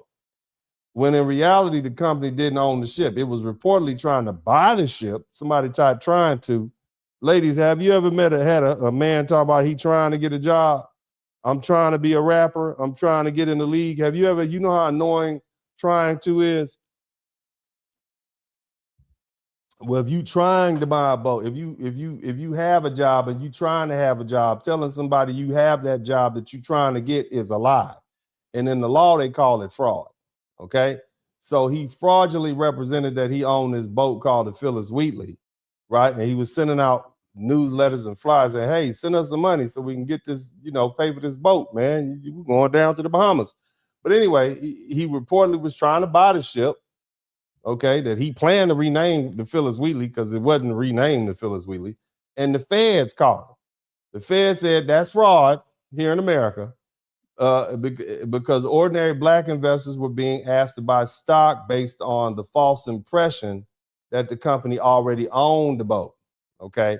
And the broader problem was that Garvey was selling a dream of black-owned shipping and global commerce, and eventually African repatriation. In other words, going back to Africa, while the company was financially unstable, badly managed, and lost a whole bunch of money. Now, what year did he get here? Y'all, I want y'all to somebody type big game in the chat room. He got here in 1916. He started the UNAI in 1917. By 1919, he was taking in donate. That's 3 years. That's 3 years. Okay? Now, in that 3-year time period, this man was able to collect $600,000. Somebody type 600,000. Okay? 600,000. Lost it all. Now, I want to put that in perspective for you. $600,000 in 1922 was considerably more than it is right now. 600,000 in 1922 was somewhere between 11 and 12 million dollars. You understand me? So in 3 years, this Jamaican immigrant, Marcus Garvey, collected $12 million from black folks. That's an enormous amount from black workers and small investors. And so we had money. Now, his defenders argued that the prosecution was politically motivated and that J. Edgar Hoover targeted him because he was so powerful, not because he was a con man. They got at him because he was a black national. Okay, right. They convicted him because he lied about this black law. Look at the case yourself. You don't have to like me. Then it's being anti-black. I'm just telling you what the case said. What you want to get mad at me for? The man was able to hoodwink, bamboozle, and lead astray. Millions of black people, got 12 million and got deported, okay? He didn't even own the boat that he had on the brochure. Have you ever showed up to the club thinking you was about to see Usher, Luther Vandross, and it's some local rapper, and yeah, Luther Vandross ain't gonna make it tonight. You done got your girl. I'm just saying, okay? And guess what? Black people was misrepresented and left holding the bag. In other words, I want you to put this in perspective. Marcus Garvey, who we still talk about today as this black American hero, his rise in the United States was fast, okay? And when I say fast, I mean fast as hell. He caused all this chaos and destruction in 6 years, okay? And in barely a decade, he went from a foreign-born Jamaican organizer who nobody knew to trying to build a mass black nationalist movement in America amongst Americans to getting deported, okay, who lost millions of dollars and was forced out the country. Now, the talented 10th, again, they were largely foundational black Americans. They came out of the black American experience. These are our ancestors: slavery, Reconstruction, Jim Crow, land ownership, HBCU, churches, newspapers, law offices, schools, civic organizations, domestic institutions. They weren't interested in trying to do nothing global on some global African diaspora. Their fight was right here in America because our people had been made in America. And their argument wasn't that America was fair. We knew that because remember, we just been dealing with all the racism, the lynchings, and did y'all just hear the first hour and a half that they knew what was up. They weren't stupid, okay? They knew exactly what was going on. They weren't saying that America was fair. They were saying that we've already built all this infrastructure. Somebody type infrastructure in the chat room. We built all these institutions. We're not going to just abandon that and just let the white folk have it and go back to Africa with you, sir. We got churches, we have colleges, we have businesses, we got farms, we got towns, we got black professionals. You got to leave your nursing job to go to Africa. You want to leave Detroit to go to Africa and be a nurse in Ghana somewhere, or Liberia? No, you don't. They probably don't even want your license over there. You know how hard it is to get your license transformed from state to state? And now you got to get a new nurse's license. You just got your CN. You just got it. Your RN. You just got that. Okay. And now you got to try to go to Sierra Leone and get you and wait in that line, and it's hot over there to get re-registered. No, they was like, no, we ain't going. And so Garvey's global plan, this Pan-African vision, and this Back to Africa program was seen as politically and emotionally reckless. Now, again, the working class, poor black people liked him. All right. They like the pride. They like the racial confidence that this short black Jamaican had, right? The global identity. Yeah, it's bigger than us. We bigger than us, right? They like the sense of mass power, and they liked him. Remember, these country folk coming up out the South, right? They liked him. You see what I'm saying? These snooty black people trying to tell us to wear suits and eat with our mouths closed, and this little loudmouth Jamaican dude with the pompadour on his head, we liked him. Okay, that part is true. We shouldn't erase that. He was charismatic, like most Jamaicans. Shout out to the yard man, very Jamaican. Come up here, very charismatic. Got it. Okay. But see, the other part of the story is that Garvey played on black Americans' low self-esteem and emotional need to be wanted and loved. He had good game. He needed more than poor workers and emotional followers, though. If he was going to build his African dream, he needed the black professional class, that same group of talented tenth, the doctors, the lawyers, the teachers, the engineers, the business owners, the bankers, the organizers, the administrators, the farmers, the trained institution builders to come on along with him. He needed that talented tenth, and they rejected him and his goofy plan. They probably knew he was stealing money in the first place, right? We are not going to help you build a nation in Africa, sir. We're going to stay right here. They thought the idea was bad. They thought it was unrealistic. And see, they already knew about this Liberian. Who knows about what black people did when we went back to Liberia, which wasn't even Liberia. We went back to Africa. Did y'all know about that? We went to Africa in the 1820s and enslaved the Africans. Did y'all know we did that? We went back to Africa. White folk gave us tools and money, and we went to Africa in 1820s. These and enslaved the Africans. Damn, did y'all know that? I want you to look up Liberia right now. They just got us up out of there in 1986. Did y'all know we went to Africa and enslaved Africans? That's hard to listen to, huh? We supposed to be victims. I know. Praise God. Somebody type praise Moses in the chat room. We went to Africa. The white folks said, look, we're going to put y'all on a boat, and we're going to carve out a piece of land, and you can call it, what do you want to call it? Come on, Tom, what do you want to go? Liberia. There you go. That's a great name, Liberty. Okay, so we'll send you over there. You can come up with your constitution. The Liberian constitution looked just like the American constitution. We went over there. We dressed, had our own stuff, guns, everything. And there was already some Africans there, little local Africans, they over there, over there doing their thing. We came back, oh my God. Mind you, we just came from America. It's 1820. We going through hell over here. We went over there. We separated ourselves for them, had them working for us. And by the time, I think it was 1940, we had enslaved them on a rubber plantation. We had them out there doing slave work. Get out there. This is what we did. Shameful. This is what we do. Damn slave owners. That's what foundational black America. I'm just saying, it's the truth. Okay, so I'm just saying. But the bottom line is, it was a failed experiment. And Garvey was trying to take his boat over there to Liberia. He was trying to go to Liberia. It's 100 years later. And he said, yeah, we're going to buy some land from Liberia. And the Liberian said, nah, we ain't going to sell you the land. And they end up selling it to this rubber company. So he didn't get the boat. He didn't get the land. All right. It just wasn't going to work out. And the ruling caste was like, nah, man, we ain't fooling with you, dog. They already got people over there. They got conflicts on the land because they were fighting too. Right. And, that earlier colonization and repatriation effort to Africa had already shown that moving black Americans out of the United States, it wasn't simple. You're going to have to deal with disease, problems, cultural conflicts. You got these political struggles, and you got these land disputes and just interference from the colonies. So from the perspective of the talented 10th, Garvey was asking Black America to risk everything and had no guarantees of success. And this is why many of them saw Garvey as a scamming con man hustler.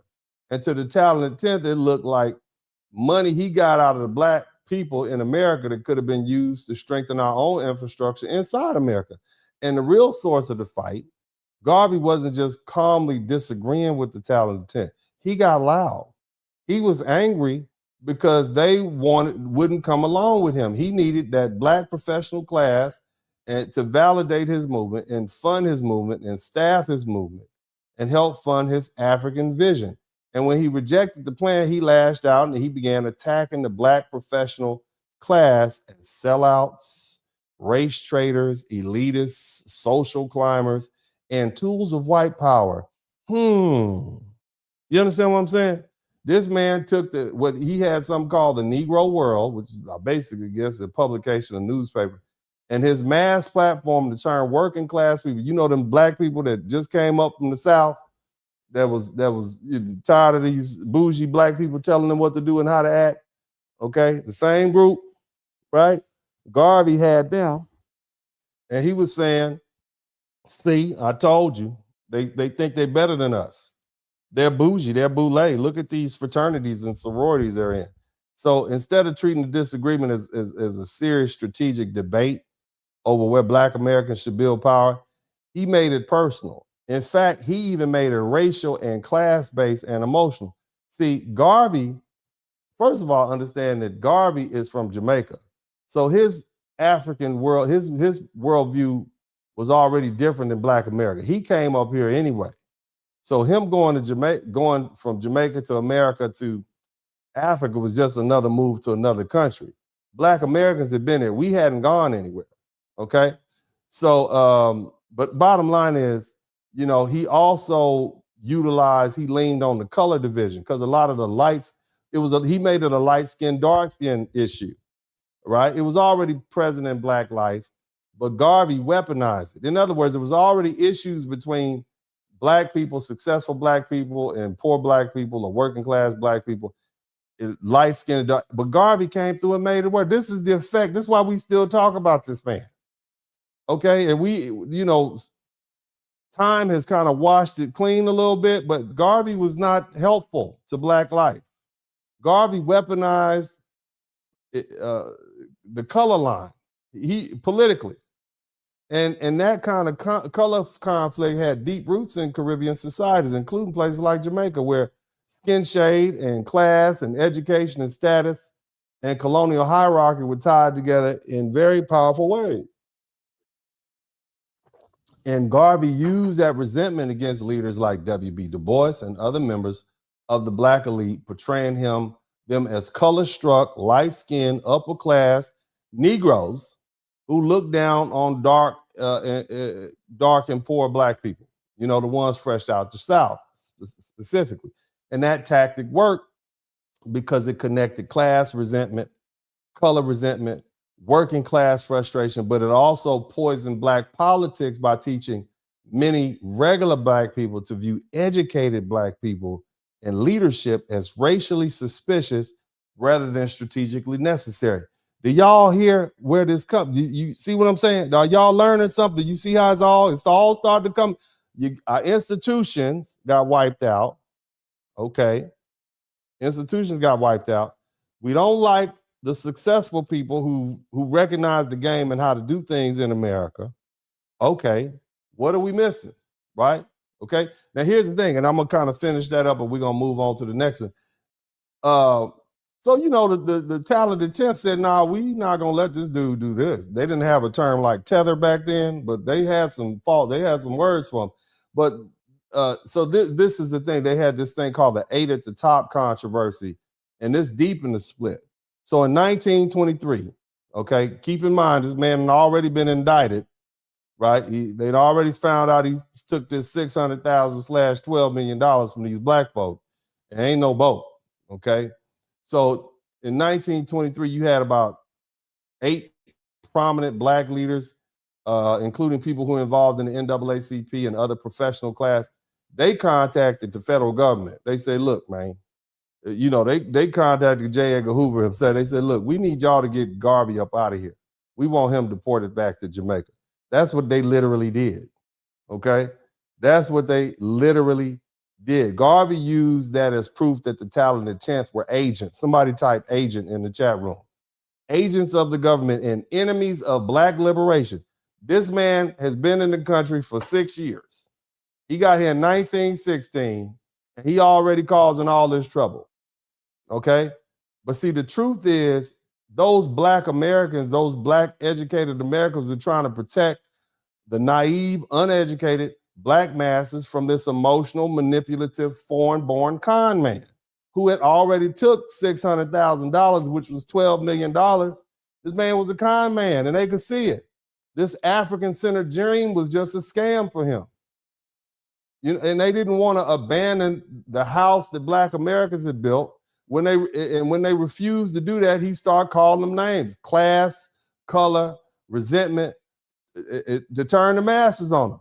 And that's one of the reasons black Americans later developed such a destructive habit by calling successful black people house N-words and agents and boule and sellouts and agents and tools of white power. And it didn't help that many of them were involved in certain fraternities and sororities. He threw that in there too. And some of that language came from real historical fight, but that fight left behind a dangerous legacy. A people who needed its talented class was taught to hate it. So they take their skills to places where they're respected. They go to corporations and white law firms and hospitals, universities, government office, and other professional spaces outside the community. And then the community complains that the talented people abandon them. But this creates a cycle. You successful people, they get treated bad, they leave because they're rejected. And the people left behind become resentful because they feel abandoned. And then everybody blames everybody else, and the result is leadership poverty.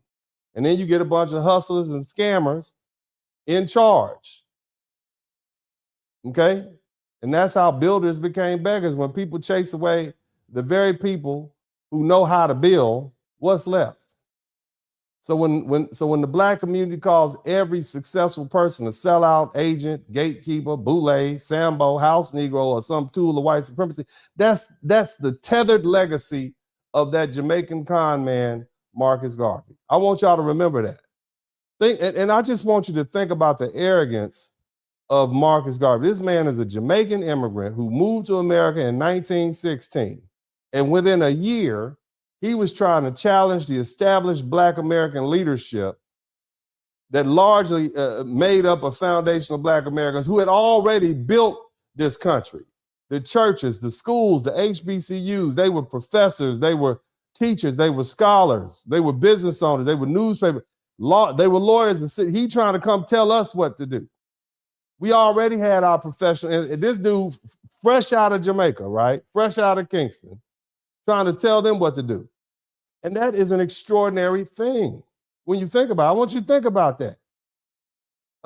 You got this Marcus Garvey immigrated to America, uninvited, basically invaded the Black American world. He didn't build anything, benefited from the space, and those Black Americans had already created, and used Black American masses as an organized base, snatched up basically $12 million, i.e. 600,000, but 12 million in modern day, from working class black people, then acted as if he understood what we needed, what was better for us than what we knew was better for us.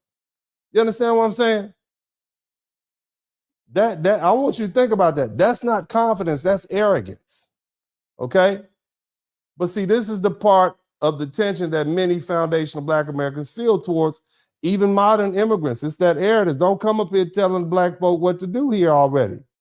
You see, it's not hatred, it's not jealousy, it's a historical irritation with a pattern. You come into Black America, where foundational Black Americans have already fought and bled and died and stewed and marched and built and voted and integrated and desegregated and litigated and created a space. You benefit from the doors we open. You use civil rights infrastructure our ancestors paid for, the schools, the neighborhoods, the political protections, the social employment access where we created through struggle. And then after arriving here, you turn around and act like you understand America better than we do. You understand what I'm saying? You act as though we're backwards and we're lazy and we're emotional and unstrategic or inferior because we don't see America the way you see it, and that's arrogance. And here's the thing, you don't move places like Utah and Montana where there ain't no black people. You move to Houston, Atlanta, DC. These are the places you move to. So you come and move within black. If you want to show us how much you know, move to Utah and go build a black town in Utah, okay? But they don't do that, all right? And look, many immigrants come from the country where, and not all these immigrants are bad people. I'm not saying that. Not all black immigrants are tethers or should be disrespected. That's not what I'm saying. What I'm saying, when we look at Marcus Garvey, he's a prime example of a disruptor and a troublemaker from another country with another perspective. All skin folk ain't kinfolk, okay? Many black immigrants come from countries where they dominate populations, where the dominant population looks like them. So they have a different perspective. They come from places where black people are the majority, where black people are presidents and prime ministers and police chiefs and teachers and judges and landowners and business owners, and that produces a different kind of racial psychology. They may not have been raised inside the specific American caste system that trained white people to treat black success as a threat and train black people to navigate within white institutions very carefully. So when you get this hot stepper, okay, so when these immigrants come through here, black immigrants, they got, they think black Americans are too cautious or angry or too racial or too attached to history or too focused on slavery or Jim Crow. But that's because they're looking at America with an immigrant gaze, not with a foundational black American memory. And that's why it's important for us to distinguish ourselves so folk don't get it confused. Okay? So now, are y'all still with me? I'm getting there. All right, we're gonna get y'all out of here on time. I know y'all don't have nothing to do. That's why you listening to me. But I hope I know this is long, but just bear with me. We're almost there. Okay. Now, the third answer. All right. So our institutions were destroyed, left us in a hopeless state. We began to separate ourselves and ostracize ourselves from the builders and the talented people. And so the third answer, okay, because that's 1 and 2. The third answer is ideological. We developed a political language that often explains everything in terms of systems, oppression, racism, capitalism, imperialism, and structural control. Now, let me be clear. Systems and structural inequality are real, okay? And black Americans didn't need, foreigners coming in here from places like Russia and China and communism or socialism to teach us that racism was systematic. We knew the system was real because we lived under it. But over time, our critique of systems became something else. It became a theology of helplessness. It became a belief that every problem is caused by someone else, and every failure is predetermined, and every success is an exception, and every standard is oppression, and every criticism is betrayal, and every discipline is respectability politics, and every demand for responsibility is victim blaming. And every successful black person must have sold out. But see, that's not how analysis works. That's fatalism. And there's a difference between understanding oppression and worshiping oppression. There's a difference between studying systems and using systems as an excuse for permanent failure. There's a difference between saying the system has barriers and saying because the system has barriers, we don't have to build or marry or parent or study or work or invest or discipline ourselves or govern our conduct. That's where we went wrong. We allow legitimate structural critique to become structural fatalism. And once that happened, black people stopped asking, what can we build for ourselves? And start asking, who owes us something? We stopped asking, what must we do for ourselves? And start asking, how can we blame our situation on somebody else? Or who can we blame it on? We stop asking, how do we organize our collective power? And start saying, who's going to rescue us? You see? let me say this, man, and I'm gonna say this. Poor people can still have dignity and discipline and ambition. Okay? We can still do that.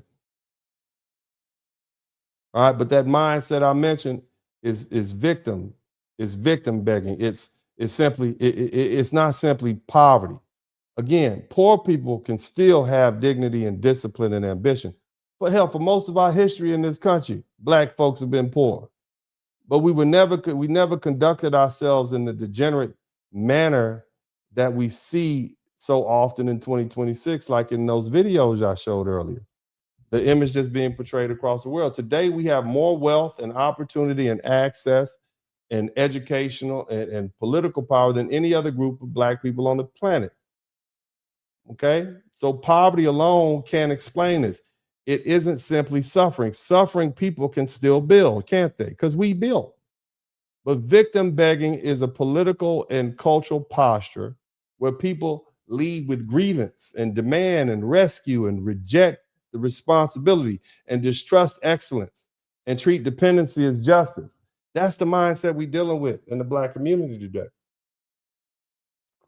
And when you have a group of people with education and money, but without dignity, they fall into degeneration. You understand?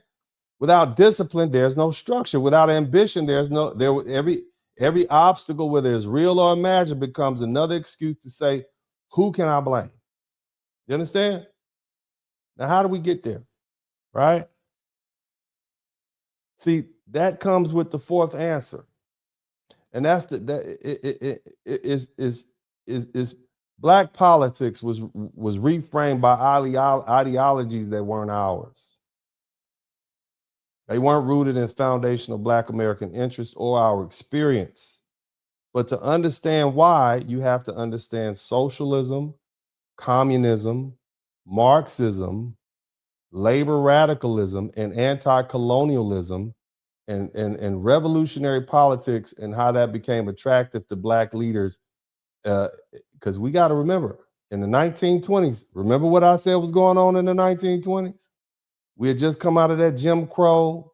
It was horrible. Black people being persecuted. And, Black leaders were trying to find answers. This is the backdrop. This is 1920s. We had built up all this stuff and they ran us out the South. Huh? Remember that?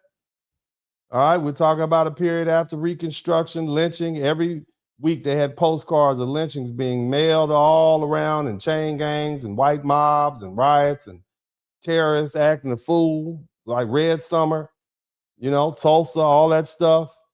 So Black America was at a breaking point, and Black people had tried to do it the so-called right way. We had land, we had churches, we had buildings, we worked, we saved, we bought land, we built towns. We opened businesses, we built churches and schools and produced teachers and lawyers and preachers and newspapers and editors and business owners.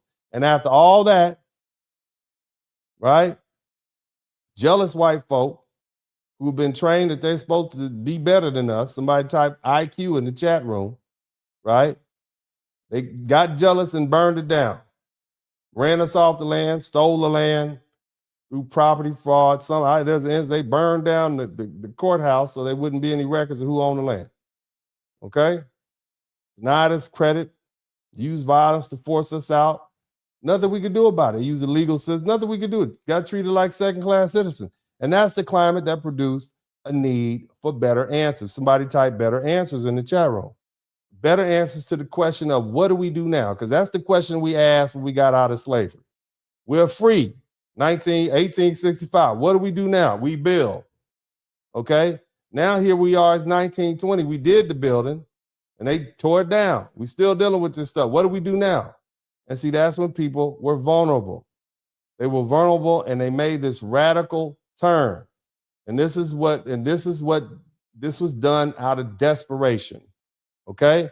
Again, between 1880 and 1920s, poor Black folk began leaving the South. They escaped the racial terror and economic starvation, and our people were looking for answers because everything we had built was under attack. Black leaders based in New York and other urban centers, including W.B. Du Bois and A. Philip Randolph and Chandler Owen and James Weldon, Cyril Briggs, all these people connected to the NAACP.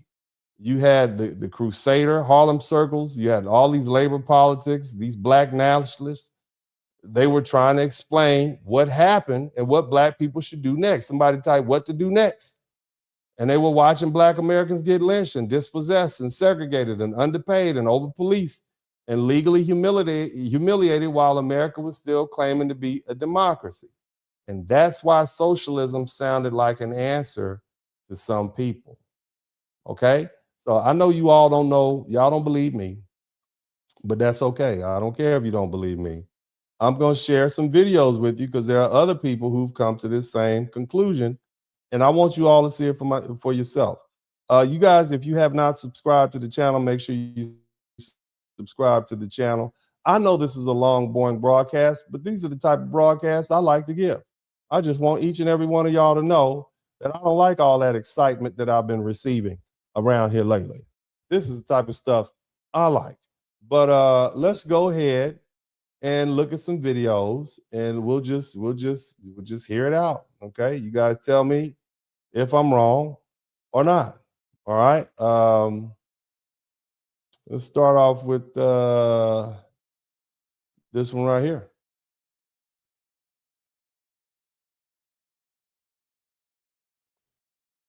Especially for most black people, but we've never. It's the predominant mindset, especially for most black people, but we've never questioned where that idea came from, who gave it to us, and why it was given to us. This was published in 1933. Now, the highly educated Negroes who have studied economics at Harvard, Yale, Columbia, and Chicago will say that the Negro cannot succeed in business because their professors who have never had a moment's experience in this sphere have written accordingly. The impatient, highly educated Negroes therefore say that since under the present system of capitalism, the Negro has no chance to toil upward in this economic sphere, the only hope for bettering his condition in this respect is through socialism, the overthrow of the present economic regime. This thought is... Now, he's referring to the miseducation of the Negro by Carter G. Woodson. Now, at this point, it's 1933. So you have the black elite who now a couple of generations of educated black people have come to the determination that socialism is the answer. They've been brainwashed. Meanwhile, you got poor black people who are doing their thing. All right, somebody type, they are out there. They're selling watermelon and fried chicken. Somebody type watermelon and fried chicken, and they are making bank. Do you hear me? They're making real money. I know. Y'all like, oh my God, why would you say that? Yeah, I know what I'm saying. It sounds very racist until you understand the history of watermelon and fried chicken. But bottom line is you got you literally have black people who are out there making money, and you got black elite who are telling them, oh, you can't do this. And they're like, oh, yes, we can. We're doing it right now. And I know that sounds pretty racist, right? He said watermelon and fried. I know I said it, and I'm gonna say it again. I want you all to let's see if we can get this up here for you guys. I'm gonna see if I can actually pull this up for you guys. I want you. Listen to this, okay? Somebody type watermelon felon in the chat room. Watermelon farms in the United States. Fun fact that after the Civil War, black people used watermelon as a cash crop to try to pull themselves up by their bootstraps. And then white people who were angry at them for making money made fun of them and dehumanized them by making watermelon be a silly thing to eat. And they used federal institutions like the USDA to systematically steal land from black people until they no longer could watermelon farm. And then they continue to this day to stereotype black people and make them feel like shit for eating watermelon. Fried chicken, too. After the Civil War, black people tried to pull themselves up by their bootstraps, and mostly black women, as a way to make money. And then white people made fun of them and dehumanized.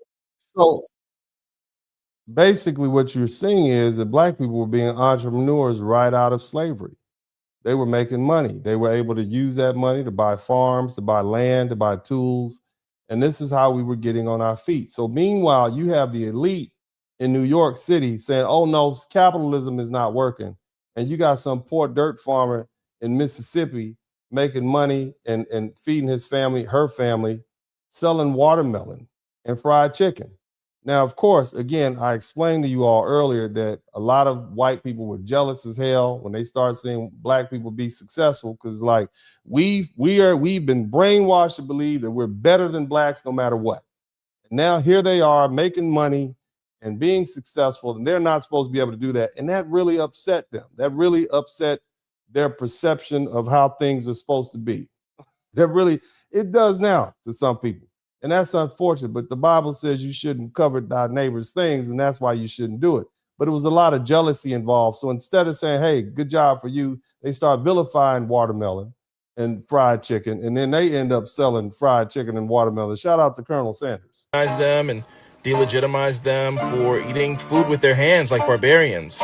And then two white people opened up this restaurant called the Coon Chicken Inn with this big red-lipped black caricature as the door to the restaurant. And it was pretty successful in Portland, Oregon. And then in 1930, a white man, Colonel Sanders, franchised chicken and became the face of fried chicken across the world. And to this day, I will not eat fried chicken in public for fear of being judged. Something I'm trying to deconstruct, but the damage is done. I don't really know what I want you guys to do with this information. Yeah, this isn't even a microphone. This is a key fob. Well, again, like I said, so let's go back to this book, and this is a Gaining famous ground book. among Negroes in this country, and is rapidly.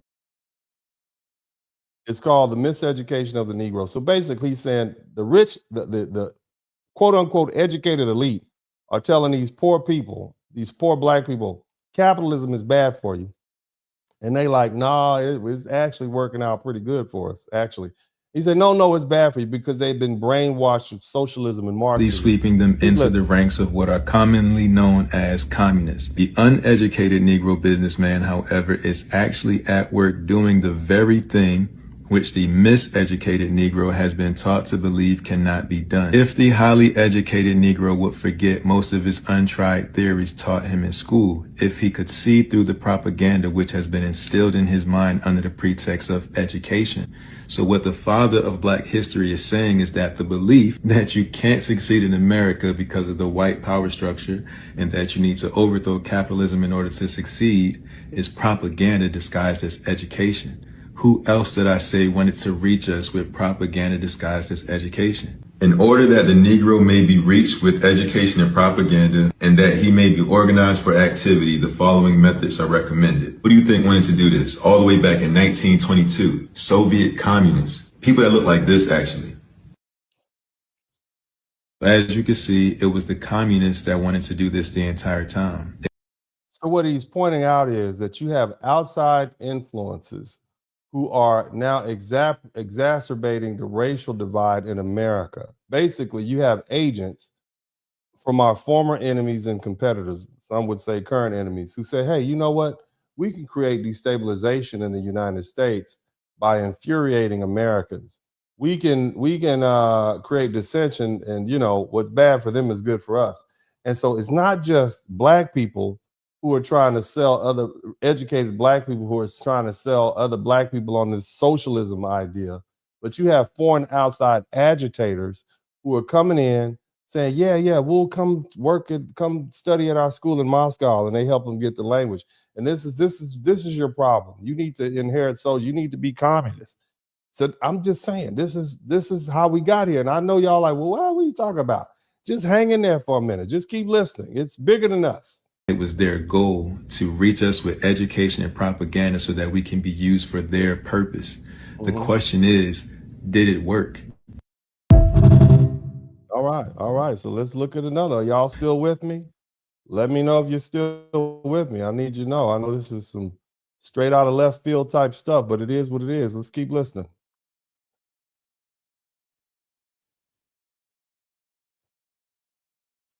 Black people hate black conservatives. And let me explain to you guys what I mean. You guys, for some reason, we live in a generation of black people who are oddly militarized and aggressive towards any race or people that disagree with their notion of them being so racially oppressed.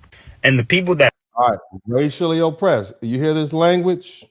This is the language that black people have been brainwashed to believe, oppressed. All right, now I'm gonna be honest with you. My grandmother was born in 1915. And she told me some stories about what oppression was really like. And in 2026, as I ride around in my German engineered vehicle, right, I don't feel the oppression that she did. But yet and still, we as black people, we are now one of the richest groups of African people of African descent on this planet. And we're still talking about oppressed. And I'm not going to pee on your coke. Of course, we're oppressed. You know, I get it. I get it. I don't want to make you mad at me because y'all been mad at me for about 2 weeks. But the bottom line is if we took a group of black people from 1915 and brought them and dropped them off in 2026, they would call this heaven. So the question is, why are we still utilizing that? Why is that language why has that become part of the culture? I'm just asking questions. Okay. I'm just asking questions. That's all I do is ask questions. But I'm gonna let these young people, because these young people are on it. I never heard this stuff in rap songs in the 1980s. We was talking about shooting and smoking weed back then, but these young people are on it. I want you to listen to these young people. That black people hate the most are black conservatives or other black people who refuse to give in to the notion that we are racially oppressed in today's modern era.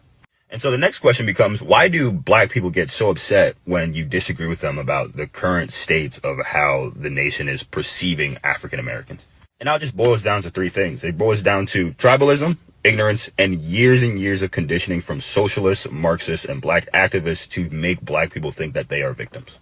And then on more of the black activist thing, you guys, like we were taught in high school that Martin... See, the thing is they have to keep teaching those notions or otherwise they become irrelevant. You know what it's like? It's like being a blacksmith in 20. No, it's like being a horse and buggy driver once the Model T Ford came out. You pretty much got obsolete. So now you have to start preaching that, oh no, those cars are they're unreliable. They're gonna break down. Get you a horse, okay? And so that's what's going on. They have to continue making their PhDs and the information they learned 40 or 50 years ago relevant and writing books. So or otherwise it messes with their, so they kind of people, you know, things in motion kind of want to stay in motion, inertia. Let's keep listening to this young brother. Luther King, Rosa Parks, all these other black, Al Sharpton, all these other guys, these people were the pinnacle of what black people are today. Come to find out, Martin Luther King is one of the main reasons why welfare and abortions are such a huge problem within the black community today. Come to find out that the whole Rosa Parks debacle was more about getting a lawsuit rather it was fighting for African-American rights to sit in public transit. And pretty much Al Sharpton was the P. Diddy of fucking civil rights activists. And here's the thing, right? The good part of the 40s, 50s, and all the way up to now, these same activists have been brainwashing black people to think that they are either less than, owed to, or the only reason why they don't have a good footing in today's society is because of white people. And now... All right, again, remember when they begin to pick up these socialist notions, remember the environment that we were living in the 1920s. These leaders from the 1920s were trying to come up with answers. They taught the next generation taught that generation, the next generation taught that generation. So now we're 5 generations in. Oh, the answer is we need to bring socialism and communism. That's where we are. I want you guys to understand that. Okay. And so this is just, it's a straight line back to W.B. Du Bois and all those communists straight to where we are right now in 2026 in your African studies class. All right, now we're going to move on to the next one because there's a lot of people who are saying the same thing. And I like it. I like the fact that you got all these folk saying these things. I think it's pretty cool. Let's look at some more. Okay.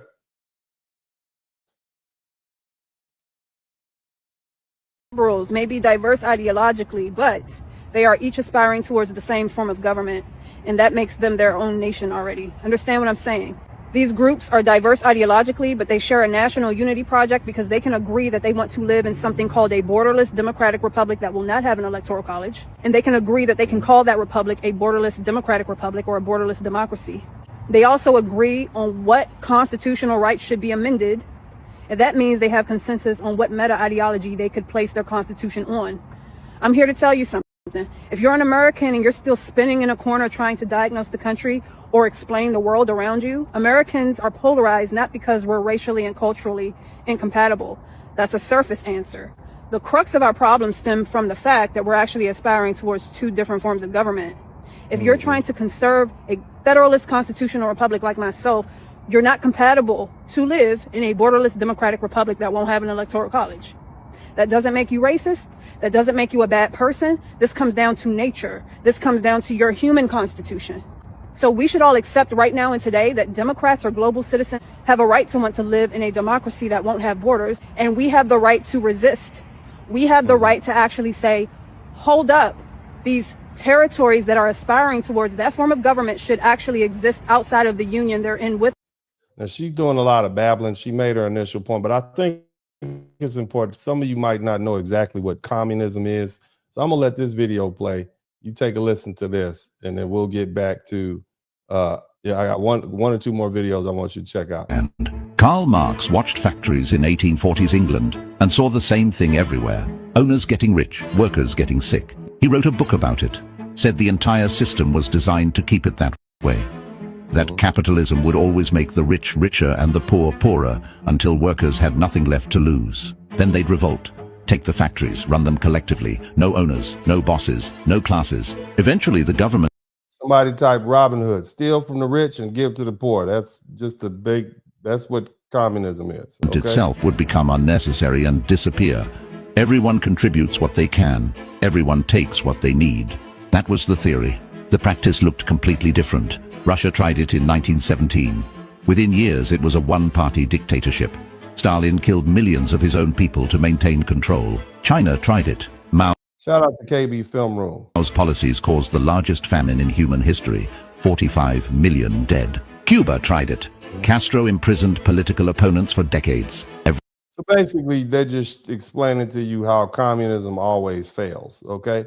But the other thing, and the most important thing we need to understand is that, in my opinion, you have a lot of outside agitators who come to the United States from these countries that are not America's friends, and they pretend like they're on the side of black people, and they're really not. I want y'all to listen to this. Listen to this, and y'all tell me if this sounds suspicious. Okay. About black Americans getting reparations. Watch this. Good afternoon, everyone. My name is Erin Kimura. I'm a fifth generation Chinese and Japanese American and a fifth generation San Franciscan. I'm here today to fully support black reparations because this is the bare ass minimum. Period. The bare ass minimum. History is enough of a reason. Emotional appeal. She might as well have said, I got some hot sauce in my bag. Are you guys seeing the con? I mean, just saying, does she really look like she cares about reparations for black people? I'm just asking questions. Or is this her trying to make an emotional appeal to black people to kind of stir up the racial dissension? I'm just saying it, and keep America, at odds with each other. You tell me what you think. And I'm not saying this young lady is. I'm just asking questions. The dehumanization that we've seen is enough of a reason for why we need redress and reparations now. This is not an impossible reality, right? We've seen this with the Japanese Americans in the late 1980s. They received on a federal level reparations. And the fact that black folks and our black community and our brothers and sisters are still waiting for a formal apology, I'm just going to leave that there just to simmer. And I just really want to note, especially as an Asian American woman, I would not be here if it were not for the black liberation struggle, the black freedom fighters, culture creators, and the world builders that have fought for my liberation. So. Thank you. Thank you for your comments. She's not wrong. Japanese Americans got federal reparations in the late. She got all the talking points, huh? But I'm just saying, I want y'all to understand something. We have people right online, right? That cause dissension. So Apparently, when the Black Panthers visited China in 1972, they stayed on my campus of Peking University. A lot of their Black Panthers did what? Where did they visit? Somebody type Black Panther. Where did the Black Panthers? Did y'all hear about this in your Black history? Let's listen to this very carefully. I just found out about this, but apparently when the Black Panthers visited China in 1972, they stayed on my campus of Peking University. A lot of their goal was to learn about the international solidarity movement, learn traditional Chinese medicine. So the Black Panther Party visited communist China. I wonder why. I've known about this history of the Black Panthers' visit to China in the 70s for a few years now, but it was especially touching to know that they lived and taught at a place I've been calling home for the last year, especially because they taught in the building Jingyuan 3 where my master's program is in, when it used to be the School of Foreign Languages. Hugh Newton, one of the founders of the Black Panthers Party, met with then Premier Zhou Enlai and was also an avid follower of Mao. He was especially aligned with Mao's ideas of solidarity of all oppressed people of the world, and that the black struggle was one that China should be concerned with. There's so much more history to this visit, including clinics in Oakland that now do acupuncture and traditional medicine because of this. I wonder what else they teach in the Black. What else? Do you think the Black Panthers went over there to learn acupuncture? What do you think they went to learn? Visit, as well as scholars and writers and historians like R.D.G. Kelly and Robinson Todd Fraser who have written about this. But for now, it's a lovely feeling to be able to know that home feels a little bit more connected. Do y'all think that the Chinese people love Black people? Do y'all think that they? I mean, I'm just saying, what does your gut feeling tell you? Just respectfully, no racism in the chat room. Do you think that the Chinese people brought Black people, the Black Panther Party over there to China to teach them acupuncture? Is that what you think? Who thinks that? If you think that, or could it possibly be they brought them over there to continue educating them and brainwashing them? And that being the case, now that you understand, and you keep in mind that China is America's sworn enemy, right? So does this make more sense now? I want you to listen. Does this make more sense? Conspiracy theory. It's literally on his Wikipedia page, but they didn't do it because he was the leader of the Black Panthers. They did it because he was doing something that was much more threatening to the US government. You see, in the years before he was murdered, I wonder what Fred Hampton, who was the leader of the Black Panther Party, was doing that was much worse and more threatening to the United States than leading the Black Panther Party. Somebody type, what was he doing in the chat room? Hampton formed a group called the Rainbow Coalition, which was an alliance between the Black Panthers and the Young Patriots, which were a group that represented poor rural white people. In declassified poor rural white people. Somebody type socialism in the chat room. Documents, the director of the FBI at the time, J. Edgar Hoover, specifically talks about his concern that Fred Hampton could become a quote-unquote messiah who unites working-class people across racial lines. So on working class people, you see the language? You see the language? I know it sounds good, right? But these are key terms related to socialism and communism. You understand what I'm saying? So our Black leaders from the 1920s all the way up to the 1970s were inundated with this communist philosophy and these communist beliefs. So it wasn't that they were just leading a ragtag group of Black people with a few pistols. That's not a problem. There's always been guns in the United States. It was more of the ideology. It was that China and these other enemies of the United States were using these Black people basically as Manchurian candidates, as rebel rousers, to bring in, communism and socialism and undermine what we have going on here. A system, communism, that's already failed. Again, remember, how did they even become to believe that this socialism or communism was bringing forth answers? Remember where we came from. Remember the desperate situation that Black people were in after stuff had got burnt up, houses, land was stolen. Think about that. All right. So we were looking for answers. Somebody type answers in the chat room. I'm gonna let this gentleman finish. December 4th, 1969, the Chicago police, working at the behest of the FBI, raided the Black Panther headquarters and shot Fred Hampton in his bed while he was asleep. If you think stuff like this isn't happening anymore, you're a fool. We already know from leaked documents and whistleblowers that the government is actively monitoring working class movements. A lot of protest movements take place on working class. Again, we're talking about socialism and communism. This is what's going on. Is it look, you don't have to like what I'm saying. I'm just asking you questions. You can do your own research. But it's plenty of black folk out there talking stuff about the government. However, it's not a lot of black folk trying to bring in a competitive ideology, okay, or being used by foreign agents, which is what I see was happening, which is why those Black Panthers and all those so-called revolutionaries were such a threat to the United States government, because they were undermining what makes America America, and that was the capitalist system that we have. Let's keep listening. Online now, and I know from personal experience that anytime you post something even vaguely political, an army of weird accounts with almost no followers show up to make incendiary comments. All right. So you guys kind of get the point of where I'm going with this. Now I'm gonna go ahead and try to bring this on home, because it's important for me to tie this up like a bow, so you can actually learn something. And shout out to everybody who's been contributing to the Super Chat, the Cash App, and the PayPal. I hope you all have learned something. Please subscribe to the channel. Help me get to 200,000. But again, that's why socialism, look, it sounded like the answer to black people at the time. We were watching our people get lynched and dispossessed of land. We were segregated. We were underpaid and over-policed and legally humiliated. And, America said, well, that's capitalism, that's democracy. And so socialism said the problem wasn't merely racism. Oh, no, it's about power and wealth and ownership and labor exploitation and economic control. And from the viewpoint of many black people at the time, the rich in America were overwhelmingly white.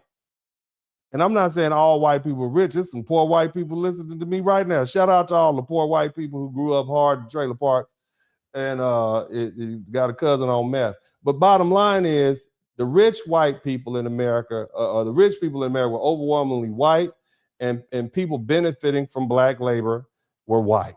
Okay, so when socialism said, hey, take from the rich and give to the poor, many black people heard it as if, okay, if white America won't let us keep what we built and honor our land titles and protect our towns and give us equal courts and let us compete fairly, then maybe the government should be forced to take from white people who hoard the wealth and redistribute it to black people who've been robbed.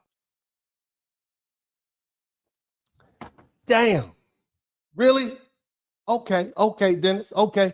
But see, that was the emotional and political logic. We ran our leaders off, right? We didn't have institutions. We didn't have jobs. We tried to build. They burned it down. So many black leaders and thinkers reached to the point where they said, well, in effect, if we can't be allowed to build and keep our own under the capitalist system, then maybe the answer is to force the government to redistribute power and land and money and labor and rights and housing and protection. So socialism was never the answer. We have to understand that, okay? But we also need to understand why it was attractive to our leaders, okay? And those ideas helped explain a real problem that gave black thinkers language to talk about class and labor and exploitation and imperialism and capitalism and police power and prisons and global oppression. We weren't talking about that before. Frederick Douglass wasn't talking about that. That was an import. That came from this socialist and communist rhetoric. And they help explain why an individual black person's effort wasn't enough when the courts were against you, the banks wouldn't give you a loan, the police over-police your community, the land system wouldn't let you buy, rent, and the political offices were controlled by people committed to keeping black people beneath them. So when terms like racial capitalism popped up, or internal colonialism, or anti-imperialism, or political prisoner, right, and prison industrial complex, and decolonization, that changed how many black people understood America. The struggle was no longer about full citizenship and equal rights and land and schools and businesses and ownership and being an institution building inside of America, like our foundational Black Americans wanted, it became this global fight against capitalism and empire. Somebody type, what do they call colonizers? It's a fight against the colonizers and Western power. And see, that shift mattered, because just like Marcus Garvey and his Back to Africa movement, it moved Black politics away from what's going on right here in Black America. Instead of being Black America centered on our institutions and building our land, right, towards global ideology, and that's what we started doing. We started focusing on what was going on everywhere else. And it encouraged Black people to see America not as our homeland to be claimed and corrected and controlled like we had always done, but as an enemy to be rejected and exposed and weakened. And that's what we're doing right now. That's why there's so many Black people right now who are anti-American, right? I'm not telling the truth. Let's keep going. So that's that's dangerous for foundational Black Americans, because we don't have another country to go to. We don't have an army. We don't have a currency. We don't have another land base. We don't have another government that owes us anything, not even citizenship or protection. So if America weakens, we don't get stronger, family. We get exposed. And that's why we have to be very careful with these outside ideologies and these outside struggles that we pick up. They may sharpen our vocabulary. And in the 1920s, remember what we were going through. Somebody type Red Summer, Tulsa, lynchings. Look, we were looking for answers for people who are at their wits' end, but they can also they can also untether us from our own strategic realities. You see? And see, that's the answer that that answer can't we can't, our goal cannot be to stop building in America. Okay. The answer has to be, has to understand what was done to us. We need to understand that. We need to learn from why those ideologies appear to our leaders, and then make sure our politics remains rooted in our own survival here, okay? In our own institutions here, in our land ownership here, in our families here, and our future inside of our country that our ancestors helped build and invest in. Now, as I explained, and I'm gonna go deeper into this, the fifth answer is that we were exploited by foreigners. You don't think China likes you, do you? Do you think Russia likes you? Russia is one of the most racist countries on the planet, more racist than Russia, America. Did y'all know that? Look it up look it up. There's some stuff on Google about that recently, right? And see, these China and Russia, these weren't foreign countries just sitting back laughing at America's racial problems.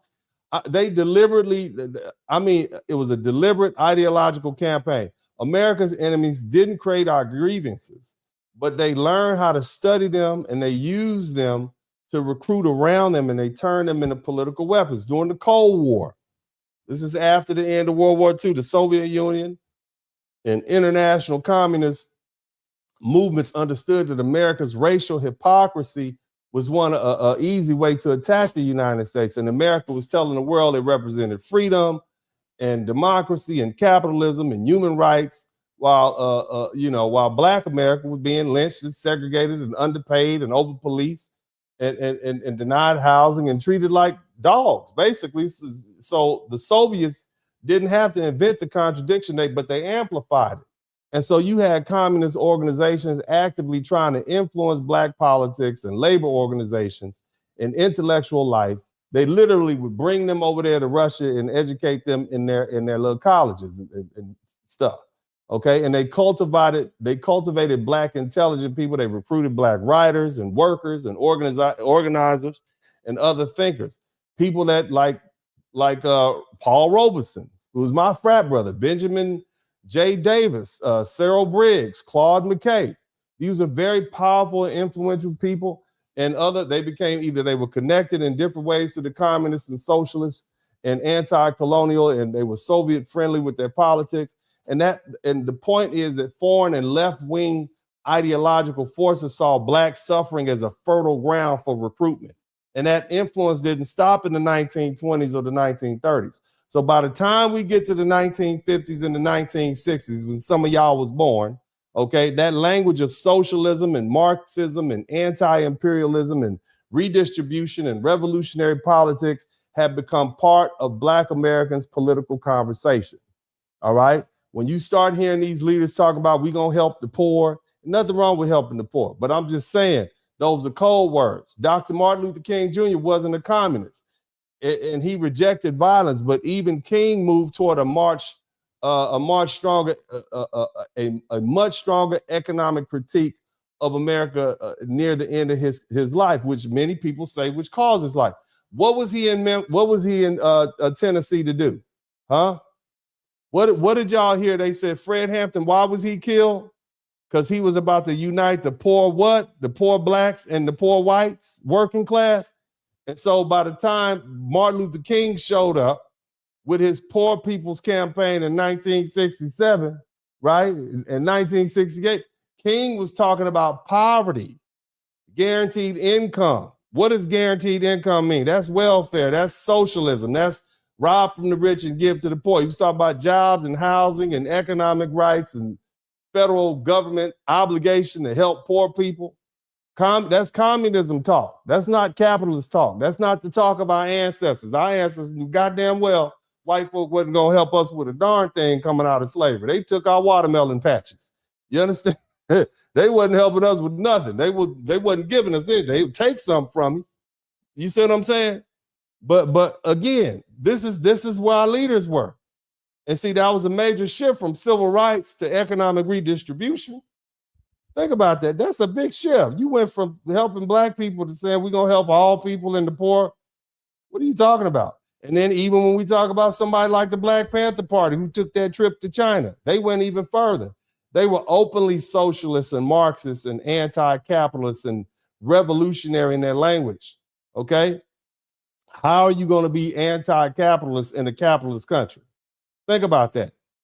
Okay? They were talking about food and prison and housing and healthcare, education. Y'all supposed to be protecting black people getting beat up by the police, and you didn't went too far.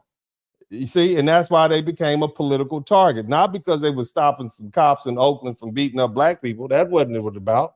Hell, even at their breakfast programs, okay, and their survival program, that wasn't just charity. They were giving a political education to people who were in the, starting with the children. They were teaching children, black people, that the state owed them a handout because the system had robbed them. And socialism and Marxism repeated a basic mantra. The rich have too much, the poor have too little, and the government or the revolution must take from the rich and redistribute to the poor.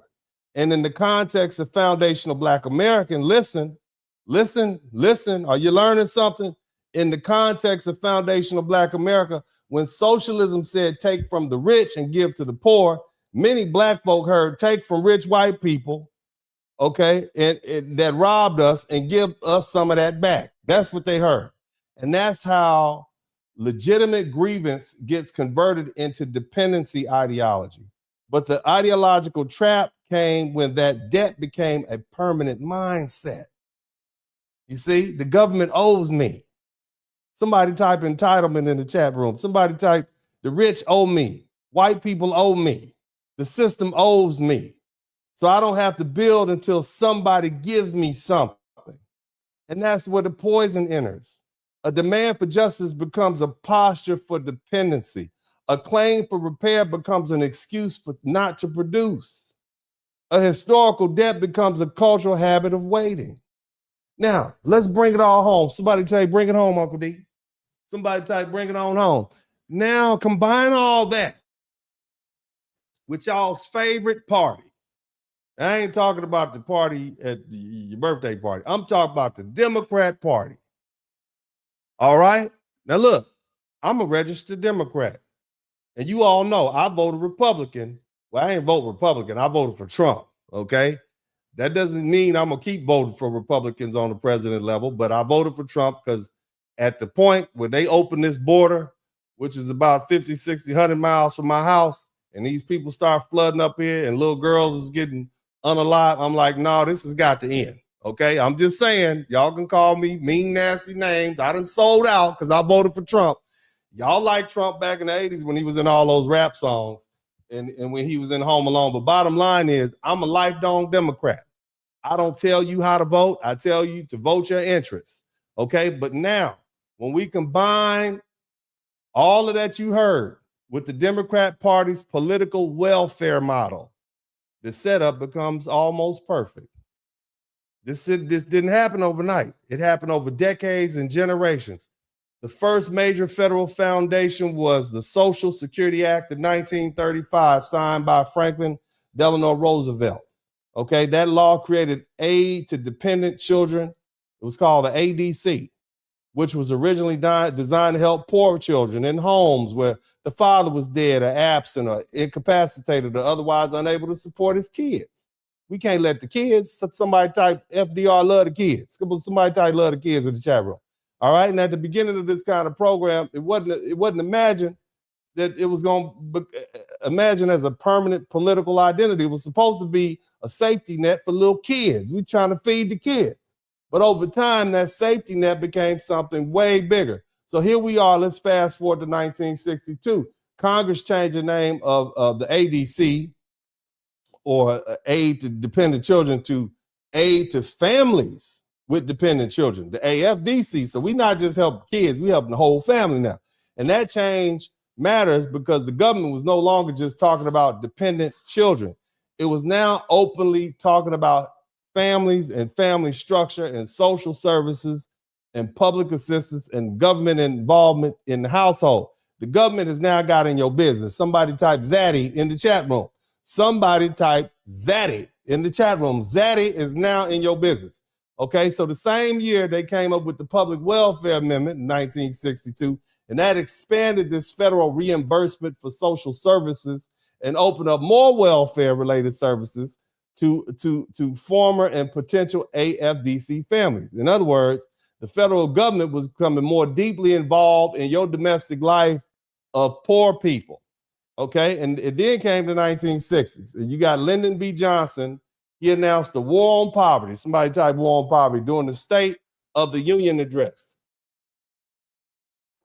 On August 20th, 1964, LBJ signed the Economic Opportunity Act of 1964. That law created an expanded programs tied to community action, job training, youth programs, education, and poverty relief. Somebody type more welfare in the chat room. Somebody type welfare.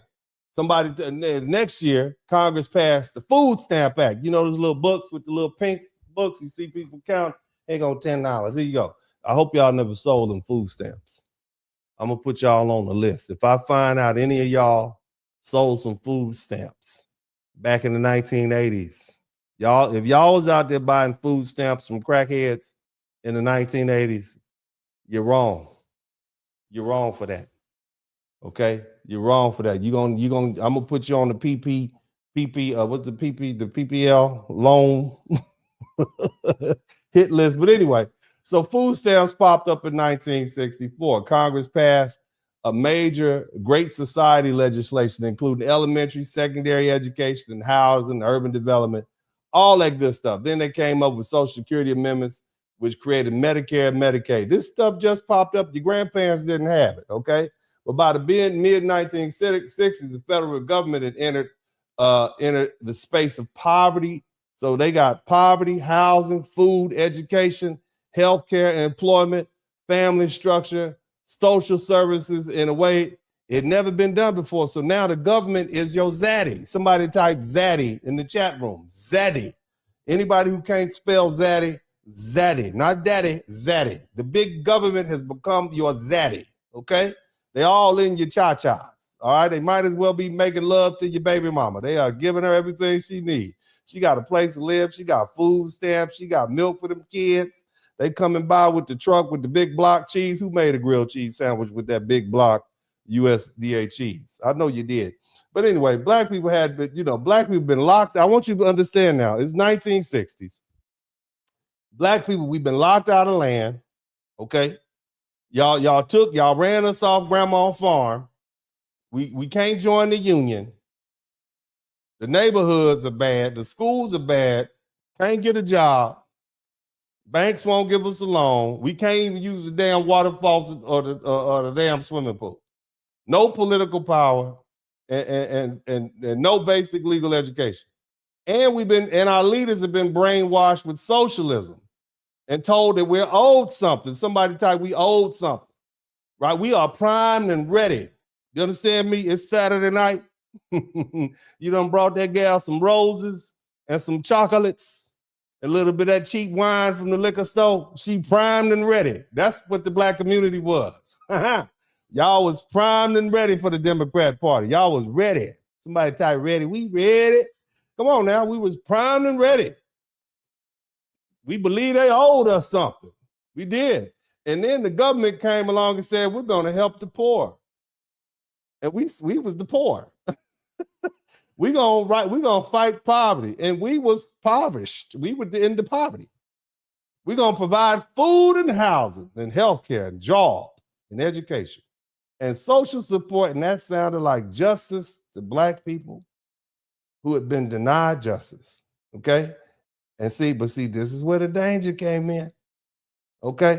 Because the Democrat Party learned that if it spoke the language of the civil rights and poverty relief and welfare and housing assistance and food assistance and healthcare, and government jobs and public programs and redistribution, it could secure black political loyalty for generations. And the message was basically this: Republicans are racist. You heard them how they talk about conservatives. They don't care about you. They're only for big business and capitalism. And remember, capitalism is bad because y'all are socialists now, right? Y'all been brainwashed to believe capitalism can't work for you because that's what your elites told you. Because every time you did capitalism, they just came through and burned up all your stuff and lynched you. All right? Republicans just want to abuse you. Racist white America, a bunch of Republicans, most of them are down south anyway, and they robbed y'all of y'all land, right? And what we're going to do is the Democrat Party, we're going to use the government, somebody type Zaddy, we're going to use the government to protect you and feed you, give you a house in the projects. We're going to educate them, chilling of yours. We're going to provide all these programs for you. We're basically going to give you what you feel you're entitled to. Somebody type entitlement. See, and that sounded like justice to a lot of black people. That's what it sounded. It sounded like justice. Somebody type justice. Y'all took all this from us? Yeah, we owed this anyway. But over time, it also trained far too many black people to look to government before they look to themselves. See? And that's the danger. And our ancestors weren't waiting on the government before they built. They understood politics, but politics wasn't a substitute for building. We knew that. You can't vote your way into a new house. You can't vote your way into some money in the bank. Politics was there to support, to protect what you've already built. But see, the welfare state model slowly changed that relationship. Instead of asking, what can I own? Now you got black folks saying, what do I qualify for? Instead of asking, what institutions can I build? Too many black folks start saying, well, what program can we get into? Instead of saying, how do we control our land and schools and banks and businesses and media and law and capital, black folks start saying, well, what benefits are available? And see, that's not power, that's managed dependency. And now, are y'all learning something, by the way? Am I boring you all? Are you learning something? I need to know. I'm excited about this. It's exciting to me. It's exciting. We still on the same subject. I'm gonna bring all this home to degeneracy in a minute, but I'm excited. If you excited, type excited in the chat room. You learning something? You learning something? Okay. All right. So now, at the same time, okay, at the same time all this is going on, right now, somebody type right now at the same time back then, right? Something else was happening at the same time. Second wave feminism. Second wave feminism began rising in the early 1960s. In 1963, you had a lady named Betty Freeman. She published something called The Feminine Mystique. In 1963, Congress passed the Equal Pay Act. 1964, Title VII, Civil Rights Act. Stop, women couldn't even work, girl. You couldn't even get a damn bank account, right? So they passed that. 1966, you had the National Organization for Women was founded. On October 29th, you had 1960. Now, somebody type now. It adopted a statement of purpose calling for women to enter full participation in society. You got to get a job, girl. These feminists said women need to work as hard as men. That's what they said. Those feminists said these women, we need to get these women out here. Women need to be able to work as hard as men. 9 to 5, 16-hour days. That's what they fought for. Get out of that kitchen, sitting at home, living that soft life, girl. You're going to work. You can be a man now. Congratulations, ladies. You got equal rights. Now you are able to work as hard as a man. You should be proud of the accomplishments of these feminists. I'm proud. I'm happy for you. And then, of course, Roe v. Wade, they give you a right to, baby deletions. Okay, so now they can't hold you back with a baby. You got to get on out there and work as hard as a man. Okay, I want you ladies to work as hard as, I want you to get all the plumbing jobs available. Okay, not the good ones. I want you to be down up under the sewer where the rats are and the roaches are. Now you can do that because of feminism. Shout out to feminism. Feminism gets a hand clap. Shout out to feminism. That's right. That is right. But anyway, so during the same general period when the welfare state is expanded, you got this feminist ideology was also expanding. And now here's where black people have to be honest. White women were rebelling against a system where white men actually held power over them. And it was just rich white men. They controlled the government, corporations, courts, universities, banks, unions, the police, political parties. So when white women talked about a patriarchy, they were talking about the system that white men actually had the reins over in America. Black men didn't have anything to do with that. That wasn't us. We not white men. Black men didn't have control of America. Y'all might have got in a few fights in front of your grandma's house about, but that was it. Y'all been kicking each other butt for a long time.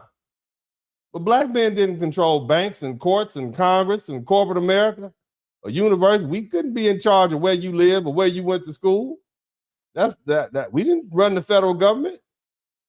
Hell, black men were being excluded and hunted and underpaid and incarcerated and politically neutralized ourselves. So when a lot of black women imported these same feminist language that white women were using against white men and male power, I guess, and they turned it on black men and it created a dangerous confusion. Somebody tell you, hold on a minute, in the chat room. It allowed a lot of black women to treat black men as though black men were the local version of white male patriarchy, even though black men had never held the reins of power in this country. And the shift, that rift was exploited. Okay, so the welfare state gave a government, became Zaddy. You didn't need your black men anymore. You had Zaddy. Okay, he had a stronger role in your home. Instead of working out your differences as black folk had did, and like most people do in their family units, and coming to some understanding, black women said, she had financial option provided to her by welfare and the government to summarily dismiss black men from the home.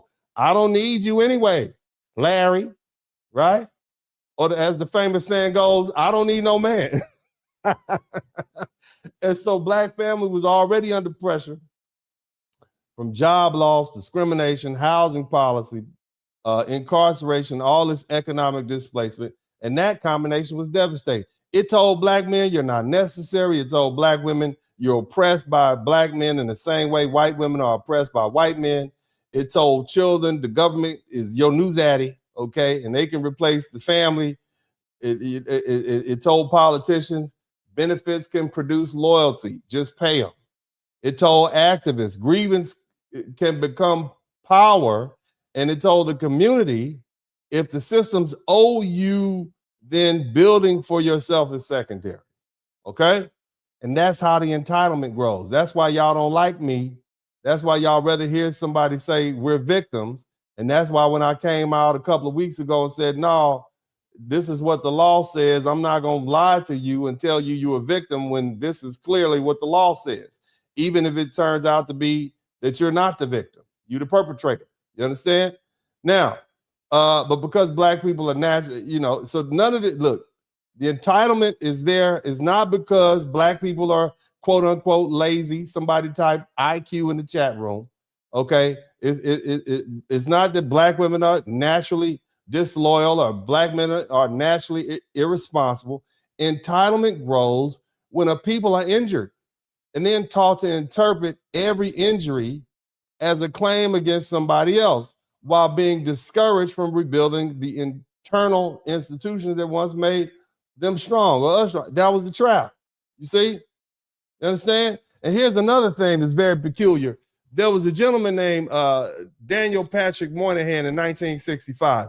The federal government asked him to put a study together and literally study the black family at the exact time welfare programs were expanding and civil rights politics were shifting and feminism was on the rise and the Democrat Party was learning how to convert black suffering into long-term political loyalty. That says a lot. The government was studying us. Okay? Now, now here's the thing. It's a very important Supreme Court case. 1968, the Supreme Court decided the case called King v. Smith. And that case involved Alabama attempt to deny welfare, or as you heard, the AFDC benefits because a man wasn't legally obligated to support the children, was allegedly living in the home and connected to the mother. In other words, mama had a boyfriend living in the house that wasn't the daddy of the kids. And the court held that the AFDC couldn't be denied based on the so-called substitute father. Somebody type stepdaddy in the chat room. He wasn't even stepdaddy, he just mama's friend. Somebody type mama's friend. All right? He didn't owe anything to the children. And legally, that protected the children from being cut off based on the moral policing of the mother. In other words, the government said, nah, this is feminism days. We're going to let this. She want to sleep with a man in the house and the kids there. Fine, we're not going to cut her off from her money. We still going to give her money. Zaddy was open-minded. Somebody type Zaddy in the chat room. Zaddy was the swinger. Yeah, you can have him for that. He was a sugar daddy. Here you go, baby. I just come through when I need something. All right? So you see the step to the so socially and politically, it also reflected the larger transition. The government was becoming the backstop when male support, marriage, and household stability were absent or disputed. And see, on one hand, the children should starve because adults failed. On the other hand, when the government becomes the permanent substitute father, families, marriage, private discipline, the community obligation, then the safety net becomes, you know, a structure of dependency. You see what I'm saying? All right? Y'all still with me? Just let me know. But see, then it all start coming to an end. Okay? Because when you fast forward, well, number one, in 1988, Reagan said, no, this is going on too long. So he came up with the Family Support Act. That's, you understand what I'm saying? They start it pushed welfare more directly toward work, child support enforcement, paternity establishment. Shout out to Fuquan, paternity establishment, job training. Then when you roll around in 1986, Bill Clinton signed the personal responsibility work opportunity record. So now you have generations of people on welfare, and now they're being weeded off. It created time limits. Okay? You understand what's happening now? So stuff started drying up. But see, the political entitlement damage had already been done. You had multiple entitled generations. This is in the culture now. And so you got people who feel like they're entitled. Now the government is taking their entitlements away.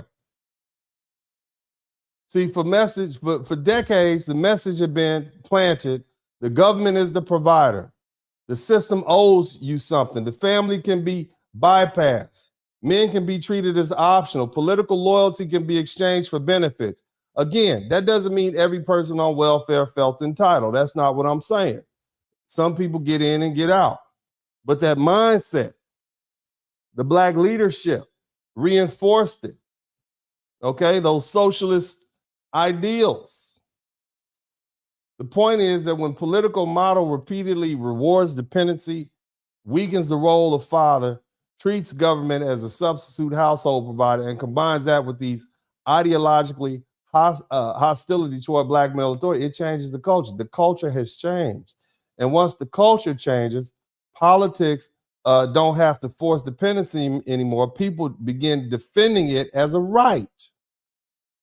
You understand?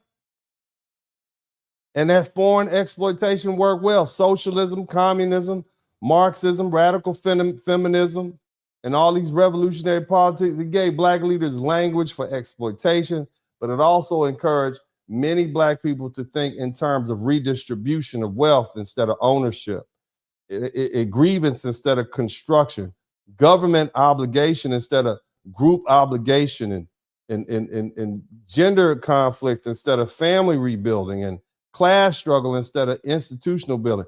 And the language may have been explained, the main language may have explained why we were poor, but it didn't necessarily teach us how to become powerful. Shout out to B. Hunter. And that's what Dr. King and the Panthers and all those other folk in that broader radical turn have to be understood carefully. King wanted justice for the poor, but King also believed in work and dignity and discipline and sacrifice and family and morality and responsibility. The Panthers wanted community control, but their ideology also helped normalize the idea that the government owed food, housing, and healthcare and protection because the system was illegitimate. Feminism wanted women to have the opportunity, but when that language was imported into Black America without recognizing that Black men were not white patriarchs, it intensified the rift between Black men and Black women. And once that message gets filtered down, this is complicated stuff. They're not even teaching this in grad school. Not like this, not like they can't do it in 3 hours, okay? All right, but again, when all that complicated stuff filters down into the culture, to Leon them and Riri, you know what they hear? Huh? It stopped being a serious critique of political economy and became street level entitlement. They owe me. The system owes me. The government owes me.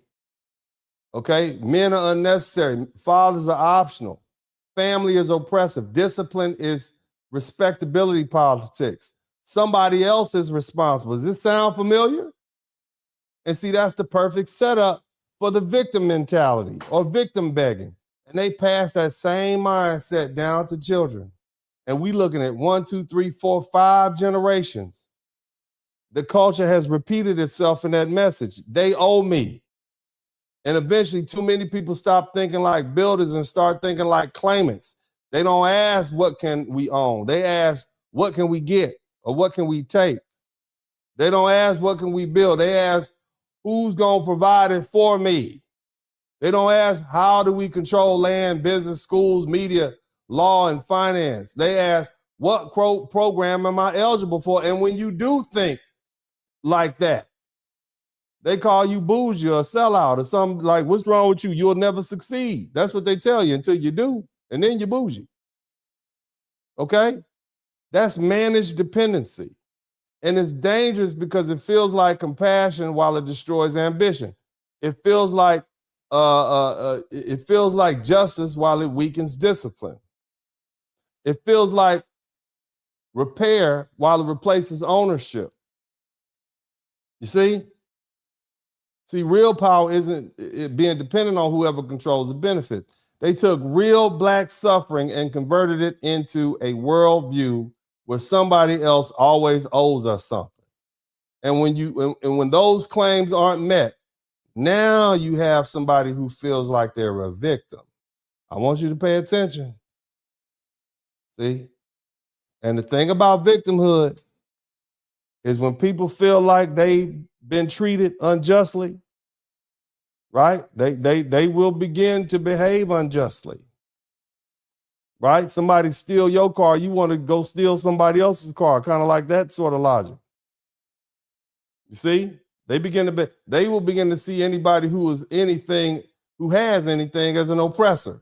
Shout out to the Be Surreal.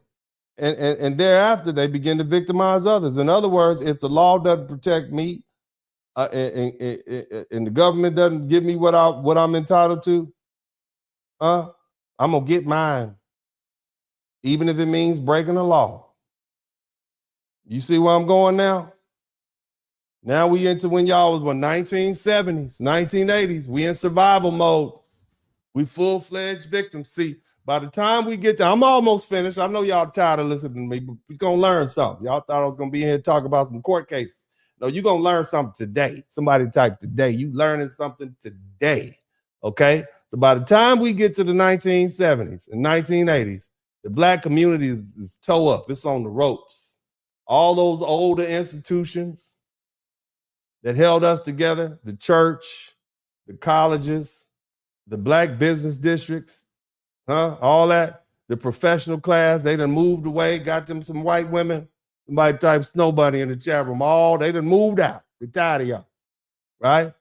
And the Black church, you got just Reverend Chickenfoot. That's the only one in there. No more good, no more of that political class, right? This is the generation we grew up in.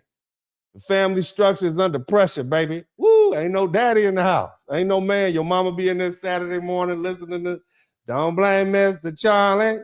Mr. Charlie is just a man, and he's doing the best he can. Y'all know all them old songs about cheating on each other. That's all them old songs about cheating on each other and snorting cocaine and drugs. That's crazy as hell. And meet somebody at the disco. But anyway, the family and too many people were no longer thinking like we can get it for ourselves. They looking like victims. Man, we 5 generations in and you owe me something, right? We owed something. They didn't, and they didn't get it. So when the jobs start leaving the Black community for decades, Black men have been able to find work in factories and plants and mills and railroads and steel and auto shipping and meat packing and construction and blue collar. But now, they weren't glamorous jobs, but they gave men a little money, a little structure and routine and pride and ability to provide for his family. Even if it was, a little bit, a little taste, right? Then you had to deal with deindustrialization. That hit. The manufacturing jobs moved out of cities. They moved out of the Black neighborhoods. They moved out of the Midwest, and eventually they moved out the country. And so factories closed and plants relocated and the work disappeared. And the white folk left. They got out of there. They got away from you all. They did not want to live around you Black people, right?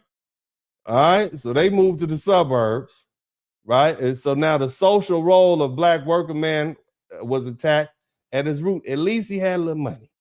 Now that's gone.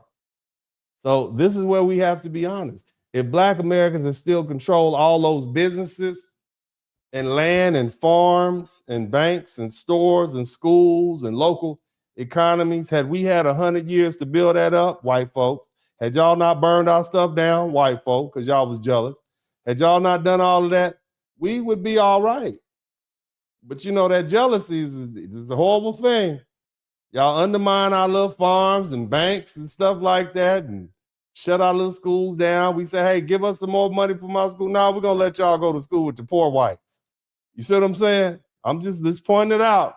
I know nobody likes to be blamed for anything. I know. That was so long ago. Really? It was really? Okay. Bottom line is, that's where it started. But moving forward now, we were hurting. Okay? But because of so much of our internal economic structure had already been weakened, we were dependent on jobs controlled by other people. And in our minds, it was futile to rebuild because they would just burn it down again. That was the mindset that we had. The white man won't let me. And that's what these old folk been. It's not that you can't build it. They just gonna tear it. They're gonna find a way to undermine it. which was in the back of our collective mind all the time. The white man doesn't want me to have anything. And so when those jobs left, we didn't have enough of our own institutions to absorb the shock. And that created a generation of unemployed, dejected black men and black teenagers with no clear path to manhood and money and structure and respect. And nature hates a vacuum. Somebody type, nature hates a vacuum. And so when legitimate income disappeared, somebody type 1980s and 1990s, when legitimate income disappears, illegal income becomes attractive. And that's when the drug economy popped off, became one of the only functioning economies in too many black neighborhoods. First, you had that brown. Somebody typed that brown. They had that heron. They had that heron. Then that white girl came through. That white girl came through. And that yay area. You understand? That crack cocaine in the 1980s, it moved through the communities that were already weakened with jobs, poverty, family structure broke down. You don't even have somebody to watch you and say, don't do that. Institutional collapse. You had drugs came in and offered fast money where legal work had disappeared, and they offered status where honest employment had vanished. And they offer young men a way to feel powerful in communities where legitimate power had been stripped away. Okay? But see, here's the tragedy. We sold it to ourselves. I'm just trying to explain to y'all how we went from these hardworking people to being a bunch of degenerates. At least that's our public image. Okay? How did we go from marching in our Sunday best for civil rights in the 1950s to where we are right now? I'm just trying to get you there. Okay? So dope, the drug trade gave black men and black women a way to generate income. But the market was our own people. We sold this poison to our own neighborhoods. We sold addiction to our own family members. We sold destruction to our own future. So now the community had two problems at the same time. We had drug dealers and drug addicts and everything else that goes with that. Because where you just had gangs, now you got gang violence and drug turf wars. One group was making money by destroying the neighborhood, and the other group was being destroyed by the product.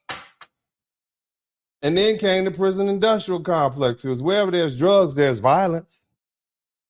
And now you got convicts incarcerated from selling drugs, addicts unable to function, children growing up without parents, women trying to raise families alone, men either dead in prison, addicted, unemployed, or disconnected.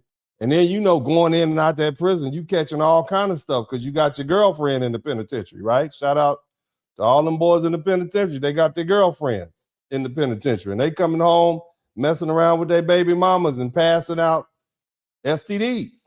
You see? All this sexual promiscuousness, complete breakdown. And see, that's how social collapse became so self-reproducing.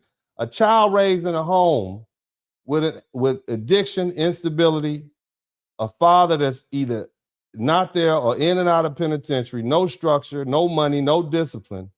He or she doesn't start life in the same place as a child raised in a stable two-parent home with order, routine, education, expectation. And then here's the thing, even if it's not in your house, see, you gotta multiply that across the block, a neighborhood, a school, and a generation. Now, the dysfunction isn't just private, it becomes environmental. If your neighbor is a drug addict, everybody who had a neighbor who was a drug addict, raise your hand. Anybody in the chat room, if you had a neighbor who was a straight up drug, I don't talking about weed, I'm talking about that hard stuff. If you had a neighbor who was a drug addict, their children were unsupervised, and that affects your children too. You can't play with them. Okay? If a young man on the block is selling dope and carrying guns and fighting over corners, that affects your household too. If people can't behave at community meetings and block parties, y'all can't even take a carnival cruise. Why would I sit in a community meeting with you all? This is where the community is. We're not going to the school events because somebody's going to fight. You can barely go to church. All right, you better not go to Walmart. You better not go to the Waffle House after 1:30 p.m. In the park, it might be a fight on Juneteenth. You might get shot up. Public gatherings are dangerous, okay? Then guess what that does to community life? Huh? It starts to break down. Decent people retreat indoors. Stable families leave if they can. Businesses close and refuse to come back. Churches lose influence. Schools become overwhelmed, and the streets begin to govern what institutions use to control your culture. And that's why we can't treat crime and drugs and foulness and disorder as an isolated problem. They feed each other. Joblessness feeds drug trade. Drug trade feeds violence. Violence feeds incarceration. Incarceration removes men from the families.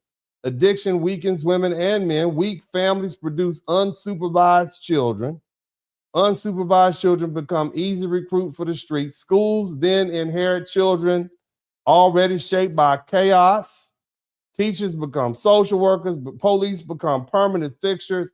The community becomes known to be dangerous, and then the property values drop. So overall wealth leaves the Black community. Businesses leave. And then people say, why won't anybody invest here? But investment requires order, and no serious community can build if the people inside it can't maintain basic public behavior.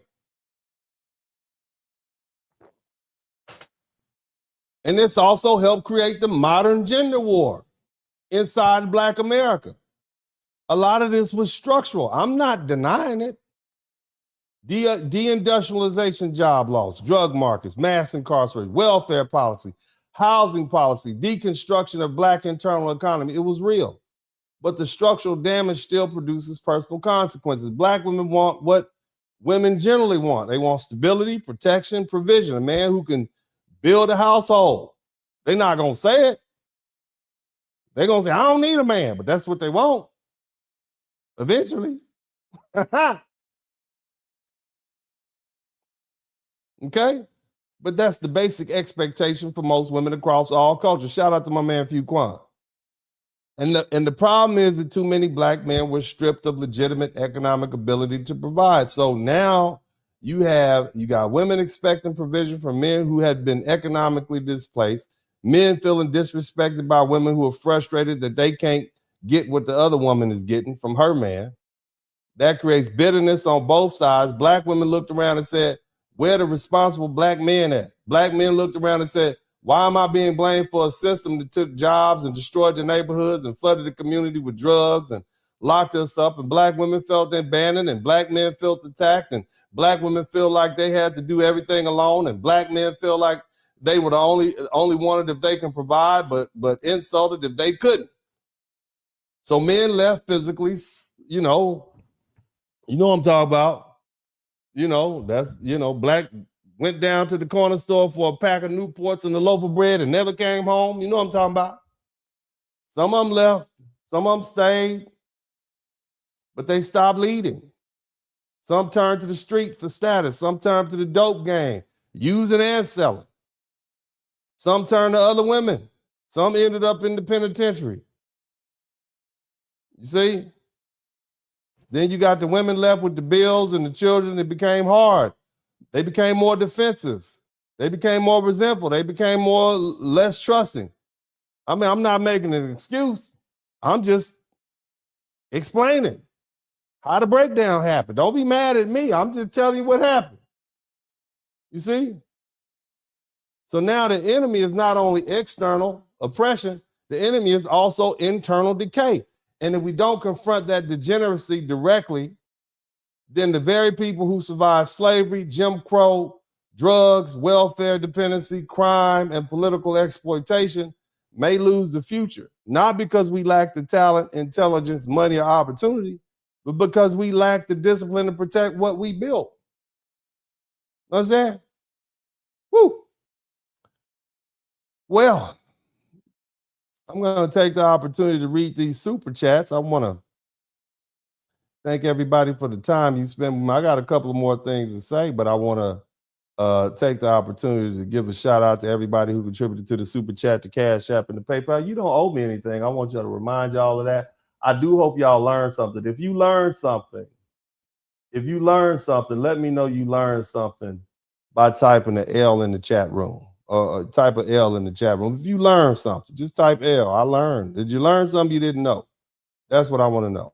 Because I did it quick. I was talking fast.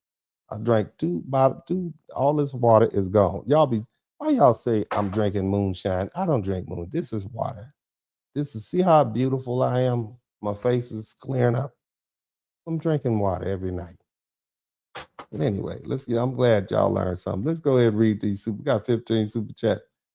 Who is this? He said, Pete, 6,300. Thank you for covering this. I was curious to hear your analysis. Thank you so much. Hey, Mrs. Spurling, we've learned a lot from you. Can you briefly tell us what Trayvon Martin should have done when he noticed Zimmer is following him? He had a right to defend himself if he was attacked. It's just he shouldn't have been bashing his head in on the ground. Once you get somebody on the ground, don't hit them anymore. Get up and detach and run away as soon as you can. That's what you should do. Okay, because if you start making a person feel like their life is in threat, life is in danger, and they're about to suffer serious bodily harm, then a reasonable person would say that he had a right to defend himself with deadly force, and that's what happened. Okay, but thank you for that question. I appreciate you guys. Jerry Neely, love your channel, sir. Thank you so much. I appreciate you, Jerry. Also, just supporting the content. Thank you, 101 back. But look, remember, you guys, this is the competition between YouTubers. Do you want liars, or you do want people who are you going to learn from and teach you something? If you support the truth, if you like this type of conversation, I can do a 4-hour live stream on trash and garbage and gobbledygook, but you're not going to learn anything. It's not going to help you in your life. You'll remember this conversation 20 years from now. We just gave you some answers over here. All right, that's what I'm trying to say. But you got to support it. You got to hit the subscribe button. You got to subscribe. You got to refer your friends. You got to come. But we try to keep it family friendly. I cut back on the cuss words every now and then. The Samuel L. Jackson might slip out. But for the most part, family, I try to do the best I can to give you something substantial. So thank you for supporting the content. I appreciate you tremendously for that. All right, let's go ahead and get Jessica Rabbit, 40. Hey, Dennis, I'll be a mom in the next few years. Would you advise teaching sons self-defense or exposure to the red pill? Look, of course you should teach your son self-defense, if for nothing else, so they can learn how to control themselves. Okay, as far as red pill content, I understand where the guys are coming from. It's really just men comparing notes, but instead of being under the oak tree with your granddaddy and your uncles and your older brothers, because we don't have a community anymore, a lot of young men have to come on the internet and get the perspective of a lot of men who may or may not have qualified relationships that they could even talk about what a healthy relationship is. And so you have to keep that in mind. I'm very selective of the men I allow my children to be around. You see, like, I'm gonna say it like this. I don't really like funerals, but my Uncle Lucius passed away. He was a Marine. I got a lot of Marines in the family. He was a Marine. My Aunt Geneva, I put a picture of my Aunt Geneva. She was one of my favorite people. Aunt Geneva was one of my favorite. Love my Aunt Geneva. She was Mississippi, and she's my mama's older sister. So she cooked. Boy, Aunt Geneva could cook. She was just a wonderful housewife, and she was married to this brother. He was black and Mexican. His daddy was black. His mom was Mexican. He ended up going to Vietnam, and he ended up meeting my Aunt Geneva out in California when we moved out there. And he was just always just a great husband, just a wonderful husband, long-standing. And Aunt Geneva, she had a couple of kids before they got married, but he treated them just like his own. And he had 2 children, and I just always had so much great respect for him and Aunt Geneva and the home that they kept. Aunt Geneva, they lived in a place called Palmdale, which is about an hour north of Los Angeles. And I would go out there, and it's just like, man, this is like one of the best homes to be in. It was just just the stability of the home. It was always clean. Aunt Janine was always making some cornbread and collard greens or something like that, man. I just like to go out there and eat. So I just love that home. So when he passed away, and they stayed married, they might marry like 50 years. And so when he passed away last summer, I dropped everything I was doing and we drove up to Austin to his funeral. And of course, they would ask me to speak. So I spoke and I said, and all three of my boys were with me. And I said, I always want to give honor to great men, great examples of manhood. And, and that's why I wanted to show that man respect. I got caught stealing something out of Zodi's when I was 4 years old. And my mama wouldn't come pick me up from the Zodi's. I was stealing these little stomper trucks. You put a little battery in them, and they'll go zzz. So I'm up there. I done went up there like 4 times. I know theft prevention.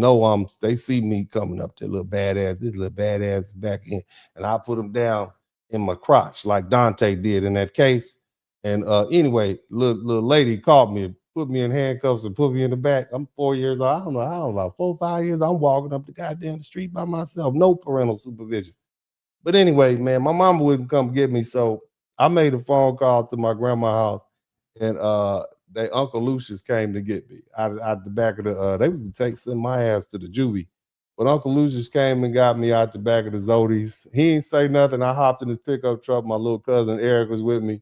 But I remember that, man. I remember that. And he was so proud of me, becoming a lawyer and staying out of trouble and having my own family. And I always remember that. But he was a great example of manhood and fatherhood. So, and a married man. Okay. So when you ask me the question is, should I let my son listen to Red Pill? My suggestion is you only allow your son to be around men that you want them to pattern themselves after. Every man is not qualified to teach my sons. And I tell them that all the time. But what I've done with my son is that I've made them such, and my wife is funny. She calls my oldest son saltines. She said they saltine because they're real rigid. They don't really speak a lot. My baby boy, he's a sweet boy. He nice. He'll talk to you. He's a little pudgy. He like to eat. He here now. And she's trying to figure out what kind of pie he wants to eat, as if he needs to eat a pie. Okay, he don't need to eat a pie. I can't eat no pies. I'm on a diet. Have y'all seen Uncle D face slimming up? I'm on an involuntary diet. She make me eat these little turkey and vegetables every day. Lean, that's all I eat. I used to eat collard greens. I get a cheat meal, but for the most part, I'm just eating. So I've lost like 30 pounds. I'm trying to get down. I'm trying to get down to like 245. This is my first time being under 300 pounds in like 4 years. I like being big and strong. I'm 6'4". I like being a big, strong man, big, manly, masculine man. I like that. But, I realize your big ass better lose some weight. You're going to have some more kids. You better lose some weight. So I said, well, let me just get on back down to 245, get back down to my player weight. Somebody type player weight in the chat room. Yeah. But no, baby, you need to introduce your sons, if you have sons, to men that you want them to pattern themselves after. You don't just allow any man to influence your children. I'm gonna tell you now, most men are not good enough, are not qualified enough to speak to my children. Okay, my sons. And most of my sons will tell you when they're dealing with somebody who they recognize as inferior. I mean, I know y'all, I know y'all don't like me, but as far as, manhood qualities, I'm pretty good. I'm pretty good. You know what I'm saying? I'm a lawyer, highly educated. I made a good bit of money. You know what I'm saying? I got a fine wife. Even my ex-wife, still good looking. Baby mama fine. Must say something about me, okay? I got a good personality. I know how to talk to people, got a house, cars, and all that stuff. And I'm tall and handsome and strong and not just a little pipsqueak with education. So, as far as masculine qualities, I pretty much got all the stuff that most women say they want. I'm not saying I'm for every you know, and I'm very loyal. That's another thing. Don't cheat on your wife. Don't cheat on your girlfriend. Because that's the morality. Now, I done gone too long for this $9.99, Jessica Rabbit. So I'm gonna stop talking to you. I'm moving on to the next one. You got me talking too damn much to you, Jessica. I ain't gonna say, but you heard what I said. Okay, but shout out to you. Thank you so much. Yardley, question: if Carmelo pled guilty, no trial, show remorse, you think he would have gotten a shot at manslaughter? If he pled guilty, it's like, what did he plead? They charged him with murder, man. I don't think they offered him a plea deal. I don't think they offered him, but they don't necessarily have to offer you a plea deal, baby. That's what you got to understand. Just because they don't have to offer. I don't think they offered. It was all or nothing. He could have copped a plea, and I don't know what he was gonna get. You know what I mean? I don't know what he was gonna get. But it's just a horrible situation, man. It's always better to walk away. Y'all don't have to like what I say, but it's better to walk away. Anyway, since I learned something, me are my pronoun. Me, him are my pronoun. Shout out to you. Thank you so much, me, him. Who else we got? Staying on code as Black people has caused us to side with all the wrong people and fight for all the wrong things. Thank you so much. Who else we got in here?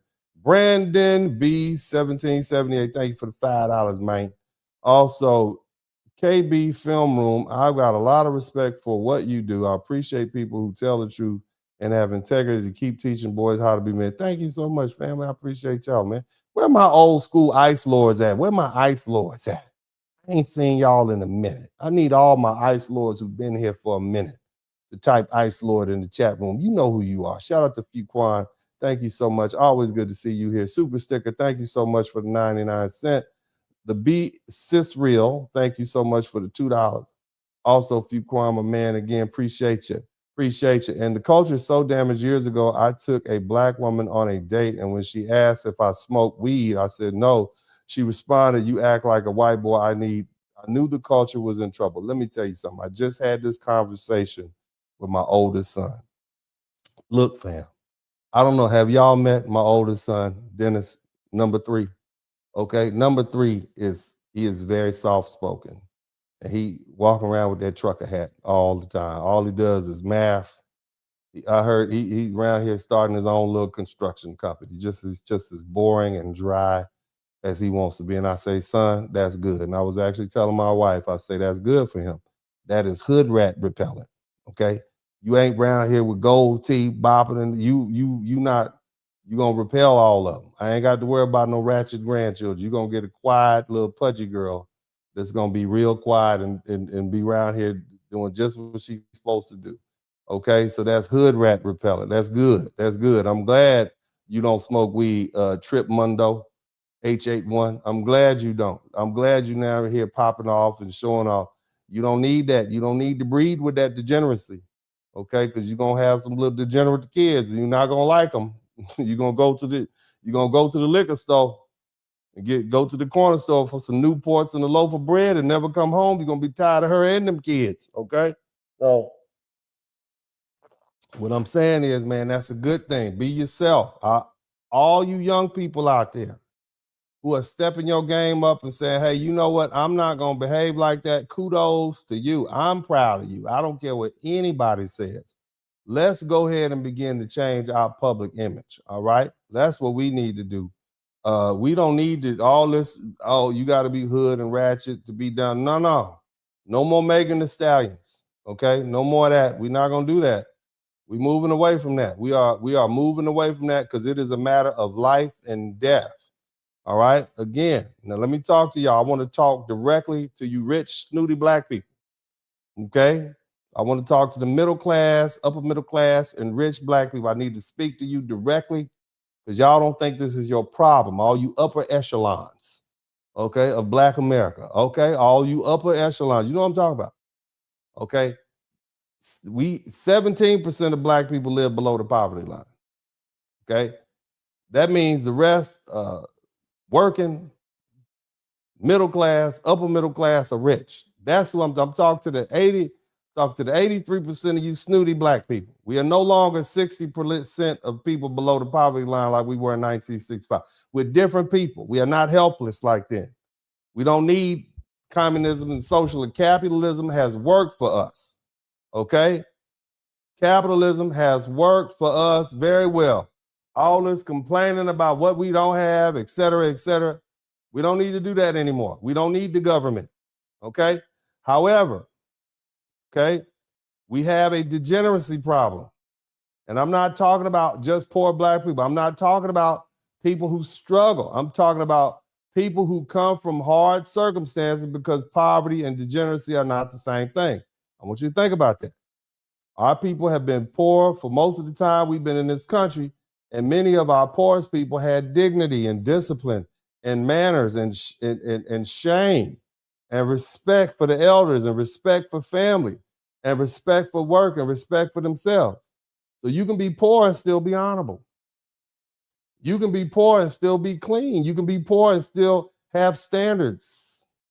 You can be poor and still raise your children with structure. You can be poor and still carry yourself like somebody who understands your conduct affects more than just you. So let's not get cute and pretend this is about class. It's degeneracy. See, degeneracy doesn't have a wealth gap. What am I saying?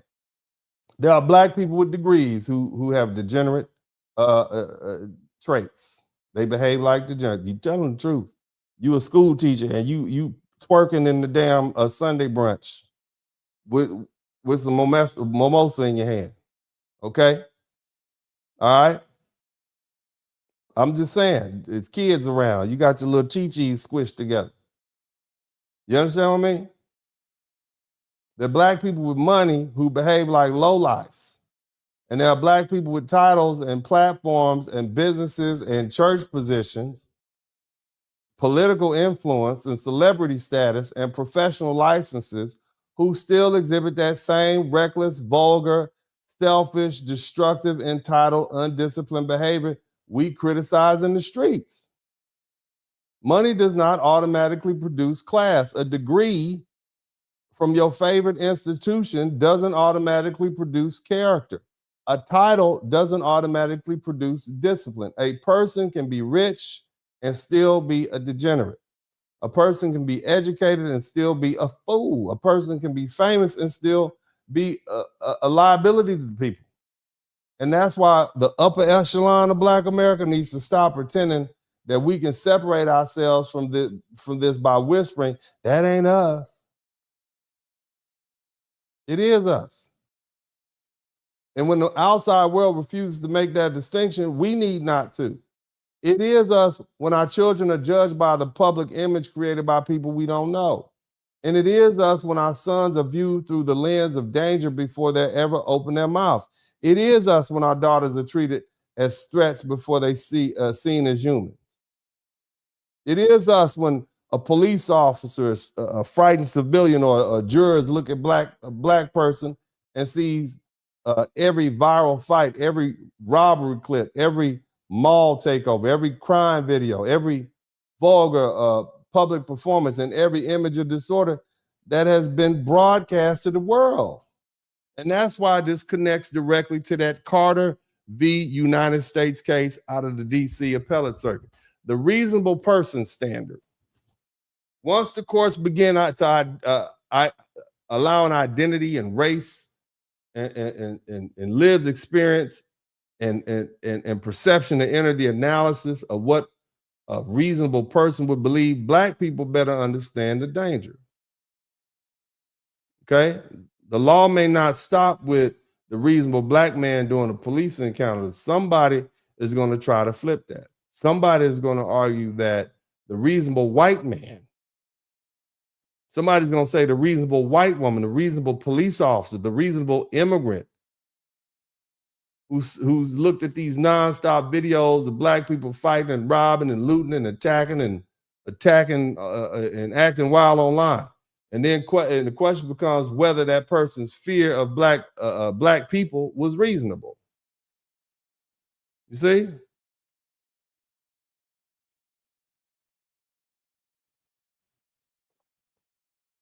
Then that's where this becomes deadly. If a white man kills an unarmed Black man and says, I was afraid, his lawyer may not say my client is racist. He'll dress it up. He'll say, my client had these lived experiences. My client saw every episode of First 48. He looked at all the videos on Instagram. My client saw what happened in America. My client believed he was in danger.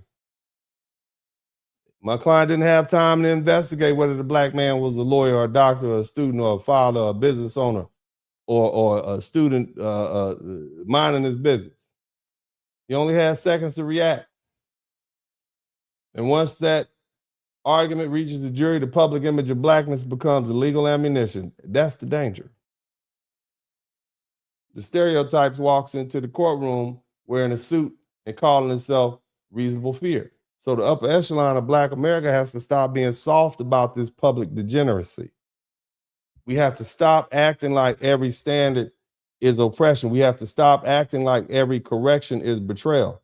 We have to stop acting like every criticism of public disorder is respectability politics. Respectability alone won't save us, but the absence of standards will continue to destroy us.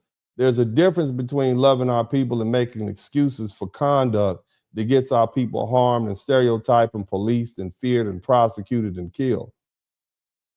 Let me tell you what we need to do. Somebody type solutions. We got money now. That's not the issue. That's not the issue. We're not poor people on the plantation anymore. That's not us. So what we need to do, each and every one of y'all,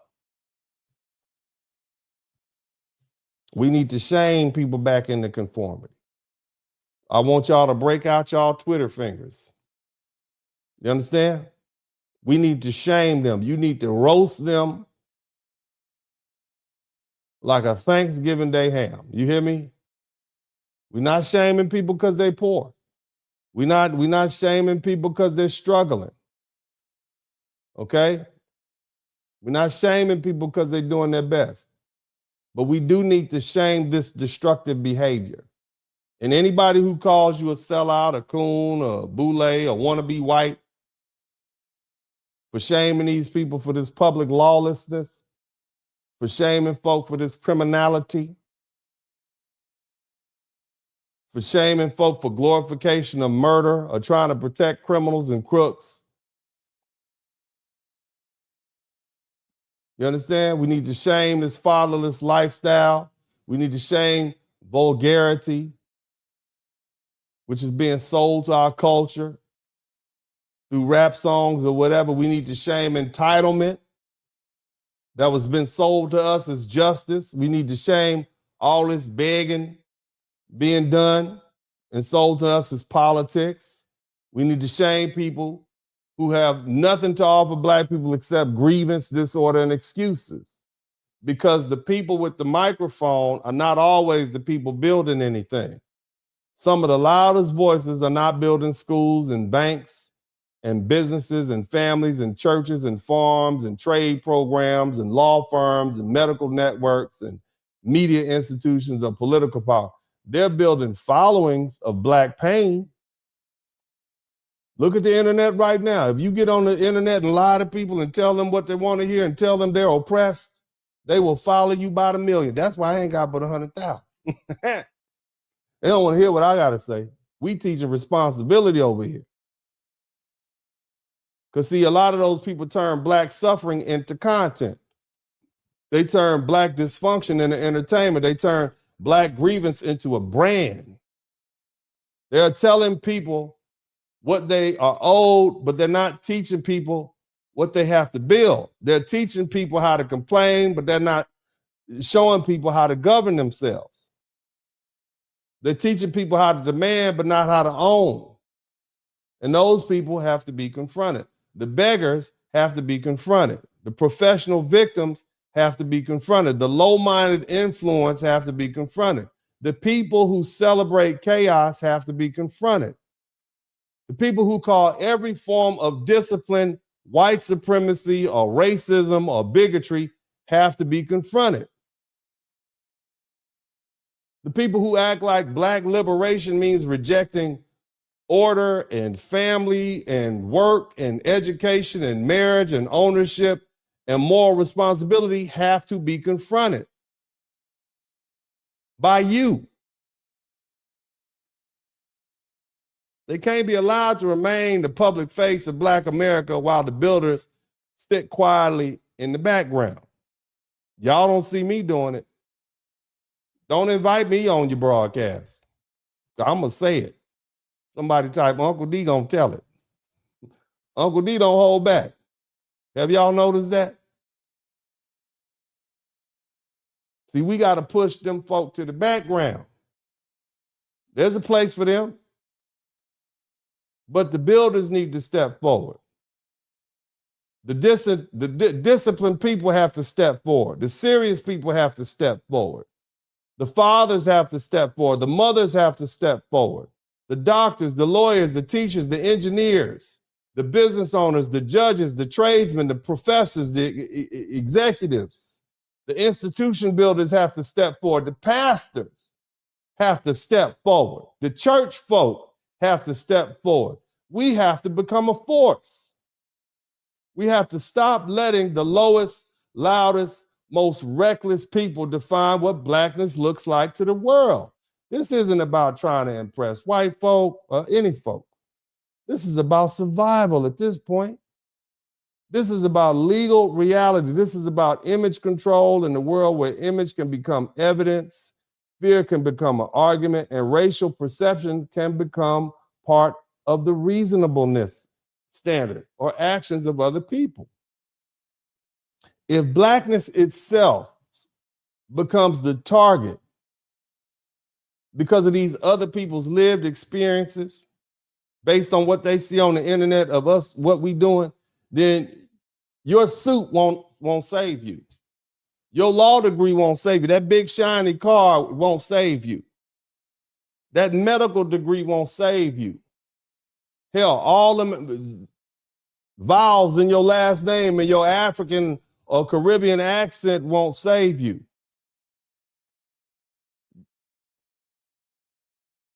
Your femaleness won't save you.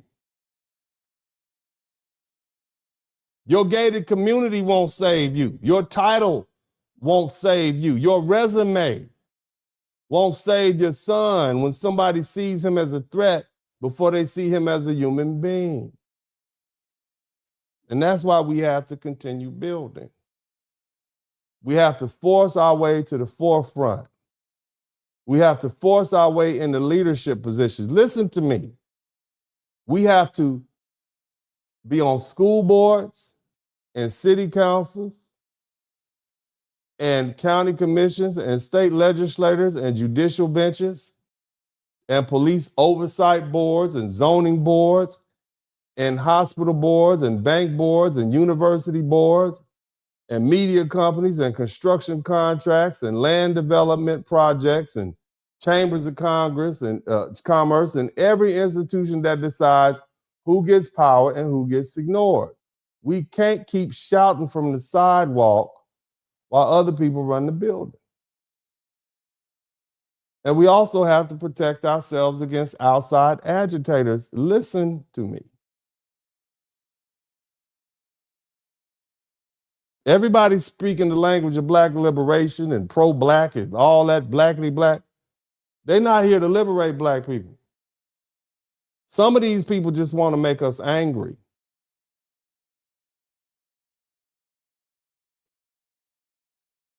They just want us to get loud and not strategic. These people are racially conscious, but economically weak. They're politically active, but institutionally dependent. They divided on gender, class, age, ideology, hell, complexion, skin color. You got people dividing biracials from whether their mama is white or the daddy is white. That's about crazy as a bag of wet cats. I'm blacker than you. My mama white. My daddy black though. Y'all crazy as hell. I listen. See, they want us begging and blaming and marching and posting and reacting while somebody else owns the land and controls the courts and controls the schools and controls the banks and controls the police and controls the media and controls the capital. We have to reject that. Look, America owes black people. White America did wrong to us back then when they burnt down all our stuff. But you know we did rebuild. That's evident by what we have now. We're richer now than we were then. So what does that say? Yeah, the courts did us wrong. I get that. The banks did us wrong. But if our final answer is only they owe us, then we become permanent claimants against a system that we still depend on. That's not power, is it? Power is ownership. Power is discipline. Power is law. Power is land, family, capital, education, organization, building institution that can protect the next generation. We have to build the United States of America because this is our country. You understand what I'm saying? We're not outsiders. This is our country. Our ancestors built this country. Our blood is in the soil. We did it for unpaid labor. We fought in all the wars. We worked in the fields. We built the cities, cleaned the homes, raised the children, staffed the hospitals, taught the students, preached in the churches, held the communities together. Even when the country didn't give us anything, they just held us in contempt. But we don't need to run from America. We need to claim our position in America. We need to master its institutions. We need to build our own infrastructure and force respect through organized power. And we have to rebuild Black infrastructure, which we've neglected. That means schools, families, churches, businesses, banks, credit unions, farms, trade programs, legal networks, medical networks, insurance companies, media platforms, civic organizations, political machines, youth programs, marriage culture, fatherhood culture, motherhood culture, health culture, discipline culture, ownership culture. We need full reconstruction of Black institutional life inside the United States. So the message is simple. The upper echelon, Black America, you can't sit in comfort while degenerates define the image and beggars define the politics. I don't tell you who to vote for. Vote your interest. Okay? But you also have a lot of outside agitators, right, are defining an agenda for us. And you got these ideological race hustlers trying to define the future. We need to step forward. We need to confront it. We need to correct it. We need to shame it. We need to build over it. We need to push it to the background. We need to take leadership. Because when Blackness itself is the target, private success isn't enough. Respectability alone won't save us. But power, discipline, ownership, infrastructure, image control, family structure, legal awareness, and collective standards just might. This is Uncle D. God bless you all. I love you. And as always said this time, I'm out.